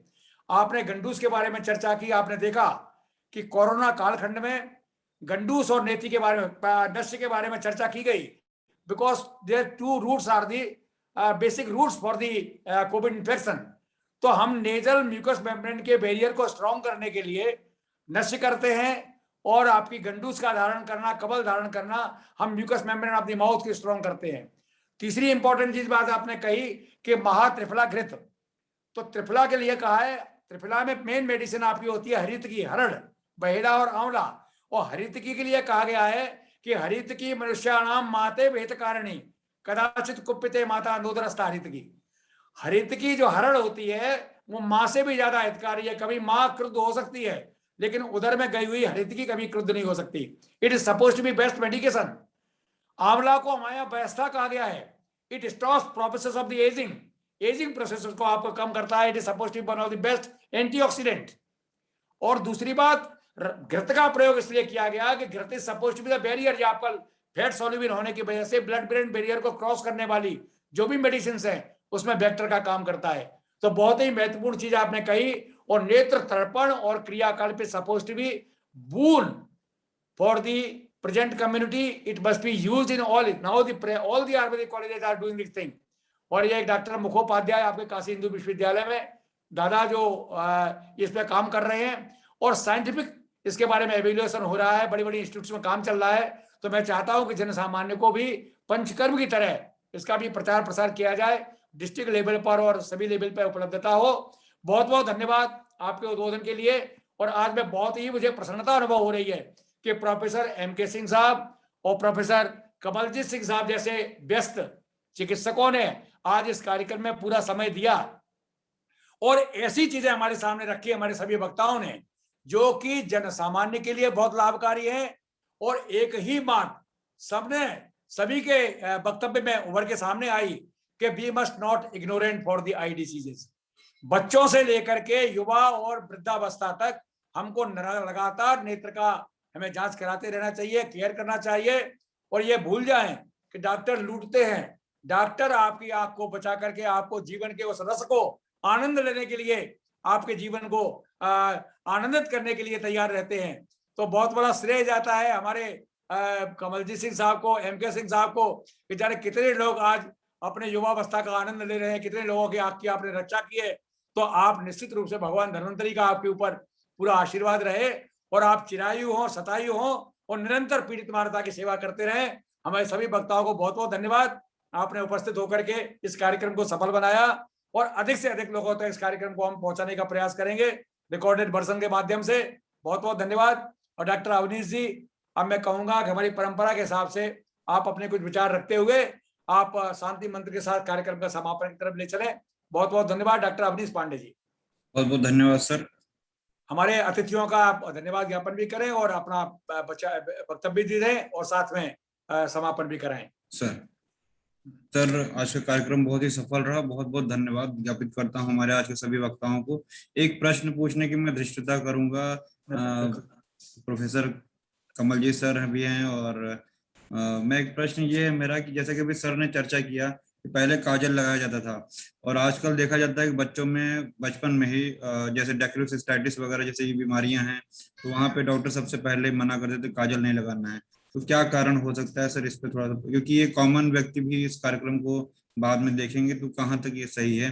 क्या काजल जो काजल है आजकल केमिकल आने लगा है इसकी वजह से मना किया जाता है कि क्या रीजन हो सकता है? सर कृपया सर इस पे प्रकाश डालेंगे सर। प्रोफेसर के एम कमलजीत सिंह साहब सुन रहे हैं मेरी बात को? हाँ सुन रहे हैं। हाँ सर प्लीज प्लीज आप अपने ऐसा है ना कि डेक्रोसिस्टाइटिस जो होती है वो जो नेज़ोलैक्राइमल डक्ट होता है ना उसमें ब्लॉकेज की वजह से होती है और काजल जो है वो इन्फेक्शन करता है, कंजंक्टिवाइटिस कर देता है। और अगर वो इन्फेक्टेड है, मान लीजिए जो उंगली से लगाते हैं हम लोग, उंगलियां तो हमेशा ही हमारी इन्फेक्टेड है, जो आजकल कोरोना में सब लोग बता रहे हैं कि भाई हाथ साफ रखना है। राइट। तो अगर स्टेराइल है काजल लगाना तो थोड़ा बहुत लगा देने से कोई हार्म नहीं है। लेकिन अगर काजल में ये लोकल ब्रांड है या मान लीजिए आपने खुद बनाया है तो बहुत अच्छा है, उससे अच्छा कुछ नहीं होता है। लेकिन लगाने से कोई लाभ होता नहीं है, किसी प्रकार का लाभ नहीं है। न तो आंखें बड़ी होती हैं, ये केवल सुंदरता के लिए हम लोग लगाते हैं और वो सुंदरता जो है बड़े होके ज्यादा अच्छी दिखती है। बच्चों को बड़ा बड़ा काजल लगा के और बिंदी यहाँ पे माथे पे काला निशान लगा के ले आते हैं लोग, जिसको हम लोग मना करते हैं क्योंकि इन्फेक्शन हो गया तो फिर वो एंटीबायोटिक्स वगैरह बिना मतलब देने की क्या जरूरत है, इसलिए जी। बहुत सही सर, आपने बात सही कही कि देखिए एक्चुअली जो पहले गांव में जो कागजल को बनाया जाता था दिए के नीचे रख करके और जो देसी घी की बत्ती जलाने के बाद, लेकिन hygiene is suppose to be very important issue, तो उसको हमको हाइजीनिक अगर नहीं है तो उसका यूज न करें। और दूसरी बात है, जहां तक आंखों का सवाल है, सौंदर्य का प्रश्न है, तो कजरारे बड़ी अच्छी चीज है ये जो है आंखों के सौंदर्य के लिए है। एक गाना ये भी है, एक गाना सर ये भी है, गोरी तोरे नैनवा कजर बिन कारे कारे, तो क्या वो भी बहुत है। अच्छा सर जी बहुत अच्छा सर, इसलिए जरूरत नहीं है जी। बहुत अच्छा, thank you very much sir, thank you. हाँ भाई अवनीश जी। बहुत बहुत धन्यवाद सर। सर चलते चलते सर एक क्वेश्चन सर आपसे रहेगा सर, तोमर सर से। तोमर सर से सर ये त्राटक के बारे में थोड़ा सा सामान्य व्यक्तियों को बताएं, त्राटक कैसे करते हैं सर? फिर इसके बाद त्राटक के लिए सीधा प्रोसीजर है कि अपने हाथ को सीधे आप सुखासन में बैठ जाएं, सुखासन, वज्रासन, सिद्धासन, पद्मासन, जिसमें भी आप बैठ सकते हैं। और बैठने के बाद में हाथ की हथेली से आप एक आंख को इस तरह से बंद करें, ताकत से नहीं, धीरे हाथ से बंद करें और हाथ को सीधा, अपने अंगूठे को हाथ को सीधा रखते हुए अंगूठे के जो पॉइंट है आपका नाखून है, उस नाखून पर दृष्टि रखते हुए धीरे धीरे हाथ को मूवमेंट करें। हाथ को आपका मूवमेंट होगा और आपको गर्दन नहीं झुकाना है, गर्दन घुमाना नहीं है। जहां तक आपको दिखाई देता है try to concentrate on nail और धीरे धीरे उसको वापस लाएं, बहुत धीरे, स्लोली एंड स्मूथली, जहां तक आपका हाथ जा सकता है, तक आपको दिखाई दे रहा है। उसके बाद में एक आंख को बंद करें फिर दूसरी आंख से करें। इस प्रकार से त्राटक से कम 10 आवृत्तियां आप करें to concentrate yourself. Trataka is supposed to be the basic thing जो आपके आई के ब्लड सर्कुलेशन को बढ़ाता है, so that the micro circulation of eye will be correct. It will help in the to prevent the degenerative process of eye. ये बहुत महत्वपूर्ण है, इसका हम प्रयोग कर सकते हैं, इसमें कुछ नहीं है। Non pharmacological approach, without using any remedy we can do this thing. हमारे यहाँ जो क्रिया बताई गई हैं, आपकी जो कुंजल क्रिया है, आपकी जो खड़ क्रियाएं बताई गई, कपाल भाती है। कपाल भाती जिस प्रकार से आपके रेस्पिरेटरी एक्सरसाइज होती है, लंग्स को बल देने के लिए होती है। और एक बहुत बड़ी बात आपके सामने डॉक्टर राजीव अग्रवाल ने कही कि हमारे ऊर्ध्व जत्रगत रोग, सुप्राक्लैविकुलर डिसीजेज हैं, उन सारे रोगों के लिए नस्य नासा है शिरसोद्वारम, सिर का द्वार जो नाक होती है, तो नाक के द्वारा पूरी जो नस्य होता है, प्रतिवर्ष नस्य को डेली करने का विधान है। तो सरसों का तेल, तिल तेल, देसी घी किसी को भी आप नाक पर लगाएं, इसका हम प्रयोग करें तो बहुत लाभकारी है। तो त्राटक को हमें नियमित रूप से अपनी प्रैक्टिस में डालना चाहिए, हर व्यक्ति को इसका प्रयोग करना चाहिए। दूसरी बात, हम लोगों ने एक ड्रग बनवाया जिसमें आपका सप्तामृत लौह और अकीक पिष्टी और त्रिफला में भावित करके, त्रिफला कषाय में भावित करके, तो वो नेत्रामृत ये मैंने तैयार कराया। उसको मैंने ऑल इंडिया इंस्टीट्यूट में भी दिया और बीएचयू में भी मैंने कराया। और मैंने इसका स्टडी कराने के बाद ये देखा कि डायबिटीज के पेशेंट को अगर इसका आप प्रयोग कराते हैं तो we can definitely prevent diabetic retinopathy को आप बहुत हद तक रोक सकते हैं। बहुत अच्छा ये लाभकारी प्रभावकारी चीज है। और कोई इसमें हैवी मेटल नहीं है, कोई इसमें ऐसी चीज नहीं है जिसकी वजह से कोई हानिकारक प्रभाव हो, और आंखों को हम बचा सकते हैं। त्रिफला जो है बहुत अमृत का काम करता है, सप्तामृत लौह बहुत लाभकारी है। तो ये सब चीजें हमको अपने जीवन में उतारने का प्रयास करना चाहिए। दूसरा, त्रिफला को तांबे के पात्र में शाम को भिगा दें और सवेरे उसको निथार करके उसके पानी को मुंह में भर करके छान करके आंखों में भी छींटे मार सकते हैं, जिससे भी ये भी आपका आई के लिए बहुत अच्छी चीज है। इसका भी आश्चोतन, इसका हम प्रयोग कर सकते हैं। तो ये चीजें बहुत सामान्य चीजें हैं, इसको हम प्रयोग करें। तो हम तो भारत सरकार को एक योजना भेजे हैं कि 100 वर्ष तक लोगों को हम इम्यूनाइज कर सकते हैं। जो बायोलॉस आपका एज विशेष में हो रहा है, उस बायोलॉस को रोकने के लिए चौथे दशक में होता है मेधा का लॉस, जिसमें हम लोग क्या करते हैं कि वेद रसायन, 4 वेद रसायन हमें यहाँ बताए गए हैं। मंडूक पर्णी सरस प्रयोज्या क्षीरेण यष्टि मधुकस चूर्णम रसे गुलूचा सबगुल पुष्पा कल्क प्रयोज्या खल संग पुष्पी। गुलूची, मुलेठी, ब्राह्मी और क्या नाम है आपका संग पुष्पी, ये 4 प्लांट ऐसे होते हैं, they are supposed to be brain tonic. तो इनका प्रयोग चौथे दशक में जरूर करना चाहिए, जिससे आप जो है अपने आप को एल्जाइमर, फॉरगेटफुलनेस, डिमेंशिया तमाम बीमारियों से रोक सकते हैं और ब्रेन को आप अलर्ट रख सकते हैं 100 साल की उम्र तक। इन्हीं शब्दों के साथ बहुत बहुत धन्यवाद अवनीश जी। अब आप धन्यवाद ज्ञापन करते हुए कार्यक्रम को समापन करने का कार्य करें। डॉक्टर अवनीश पांडे। बहुत बहुत धन्यवाद सर। विशेष रूप से आपका धन्यवाद मैं ज्ञापित करता हूं कि सर आपने इतने अच्छे कार्यक्रम को, मतलब कोई भी दिन हम लोग छोड़ते नहीं है। और अभी 2 दिन पहले हम लोगों ने आर्थराइटिस डे, फिर उसके पहले मेंटल हेल्थ डे और आज वर्ल्ड साइट डे हम लोग सेलिब्रेट कर रहे हैं और ये बहुत ही अच्छा रहा। मैं विशेष रूप से धन्यवाद देता हूं professor M K Singh sir को, आपने अपना अमूल्य समय निकाला और अपने विचार हम सभी के बीच में रखे आपने। प्रोफेसर के J Singh sir, head of department of thermology, Motilal Nehru medical college से सर, आपने अपना अमूल्य समय निकाला और हम सभी को ज्ञान दिया, आपका भी बहुत बहुत आभार सर। साथ ही साथ डॉक्टर पी के Singh sir, department of Shalakya, government PG Ayurvedic college Varanasi से सर, आपका भी बहुत बहुत धन्यवाद। आपने बहुत ही महत्वपूर्ण बातें बताई आयुर्वेद से संबंधित। और साथ ही साथ डॉक्टर राजीव अग्रवाल सर, जो कि हमारे साथ जुड़े हुए हैं चौधरी ब्रह्म प्रकाश आयुर्वेद चरक संस्थान न्यू दिल्ली से, बहुत बहुत धन्यवाद आप सभी लोगों को। आप सभी ने अपना अमूल्य समय निकाला और आज के दिन को बहुत ही महत्वपूर्ण बनाया। और निश्चित ही जो ये ज्ञान यहाँ से ज्ञान गंगा निकल के जा रही है और बाद में भी लोग इसको देखेंगे तो निश्चित इसको अपने जीवन में आत्मसात करेंगे। विशेष रूप से बच्चे जो आजकल कंप्यूटर और मोबाइल पे लगे हुए हैं, हम दूसरों को ज्ञान दे रहे हैं। मैं अपनी बात करूं तो डेली का डेली वेबिनार कर रहा हूं मैं खुद 2-2 घंटे लगातार। मैं खुद ही ब्लिंकिंग नहीं करता हूं या 20 मिनट के बाद खुद नहीं हट रहा हूं। जब हम उसको फॉलो करने में थोड़ा सा लापरवाही कर रहे हैं तो लोग तो करेंगे। तो कहीं ना कहीं हमको जो हम बोल रहे हैं उसको हमको अपने अंदर भी आत्मसात करना बहुत आवश्यक है। और एक सबसे बड़ी समस्या है कि लोग बस में चलते रहते हैं, कार में चलते रहते हैं, पेपर पढ़ते रहते हैं, पता नहीं कितना आवश्यक रहता है। सर ने बताया बहुत जरूरी है कि अगर आपको नेत्र की बीमारी से बचना तो ये रास्ते में चलते हुए पढ़ना बंद कर दीजिए। बच्चे हैं एग्जाम देने जा रहे हैं, रास्ते भर पढ़ते हुए जाते हैं, पता नहीं क्या पढ़ लेंगे वो 1 घंटे में, और वहां पे एग्जाम में पहुंचते पहुंचते हेडेक होने लगता है। उसके जो दुष्परिणाम उनको नहीं समझ में आते हैं। इन सब चीजों से हमको बचना होगा, ट्रैवल में पढ़ने से बचना होगा।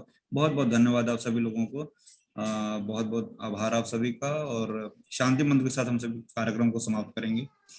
नहीं, अवनीश पांडे जी, सबसे बड़ा धन्यवाद आपको। डॉक्टर तोमर साहब ने आपको लगा रखा है इस अच्छे कार्य में।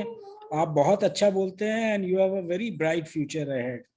बहुत बहुत धन्यवाद सर। सर बहुत आशीर्वाद, जरूर आशीर्वाद आपने दिया, बहुत अच्छा लगा। Very nice. Thank you sir. Thank you so much. सर्वे भवन्तु सुखिनः, सर्वे सन्तु निरामयाः, सर्वे भद्राणि पश्यन्तु, मा कश्चित् दुःखभाग् भवेत्। ओम शांति शांति शांति। सभी को प्रणाम, धन्यवाद। बहुत बहुत धन्यवाद सर। अब फिर कभी मिलेंगे। Doctor MK. सिंह साहब, बहुत बहुत धन्यवाद। आपके उपस्थित डॉक्टर कमलेश जी साहब, बहुत बहुत धन्यवाद। आप इस कार्यक्रम में पधारे, आपने सब हमारा पूरा समय दिया। Thank you so much sir. Thank you sir. आगे भी हम लोग जुड़ते रहेंगे। Thank you very much sir. Thank you sir, thank you sir, thank you. Thank you doctor. नाम सर।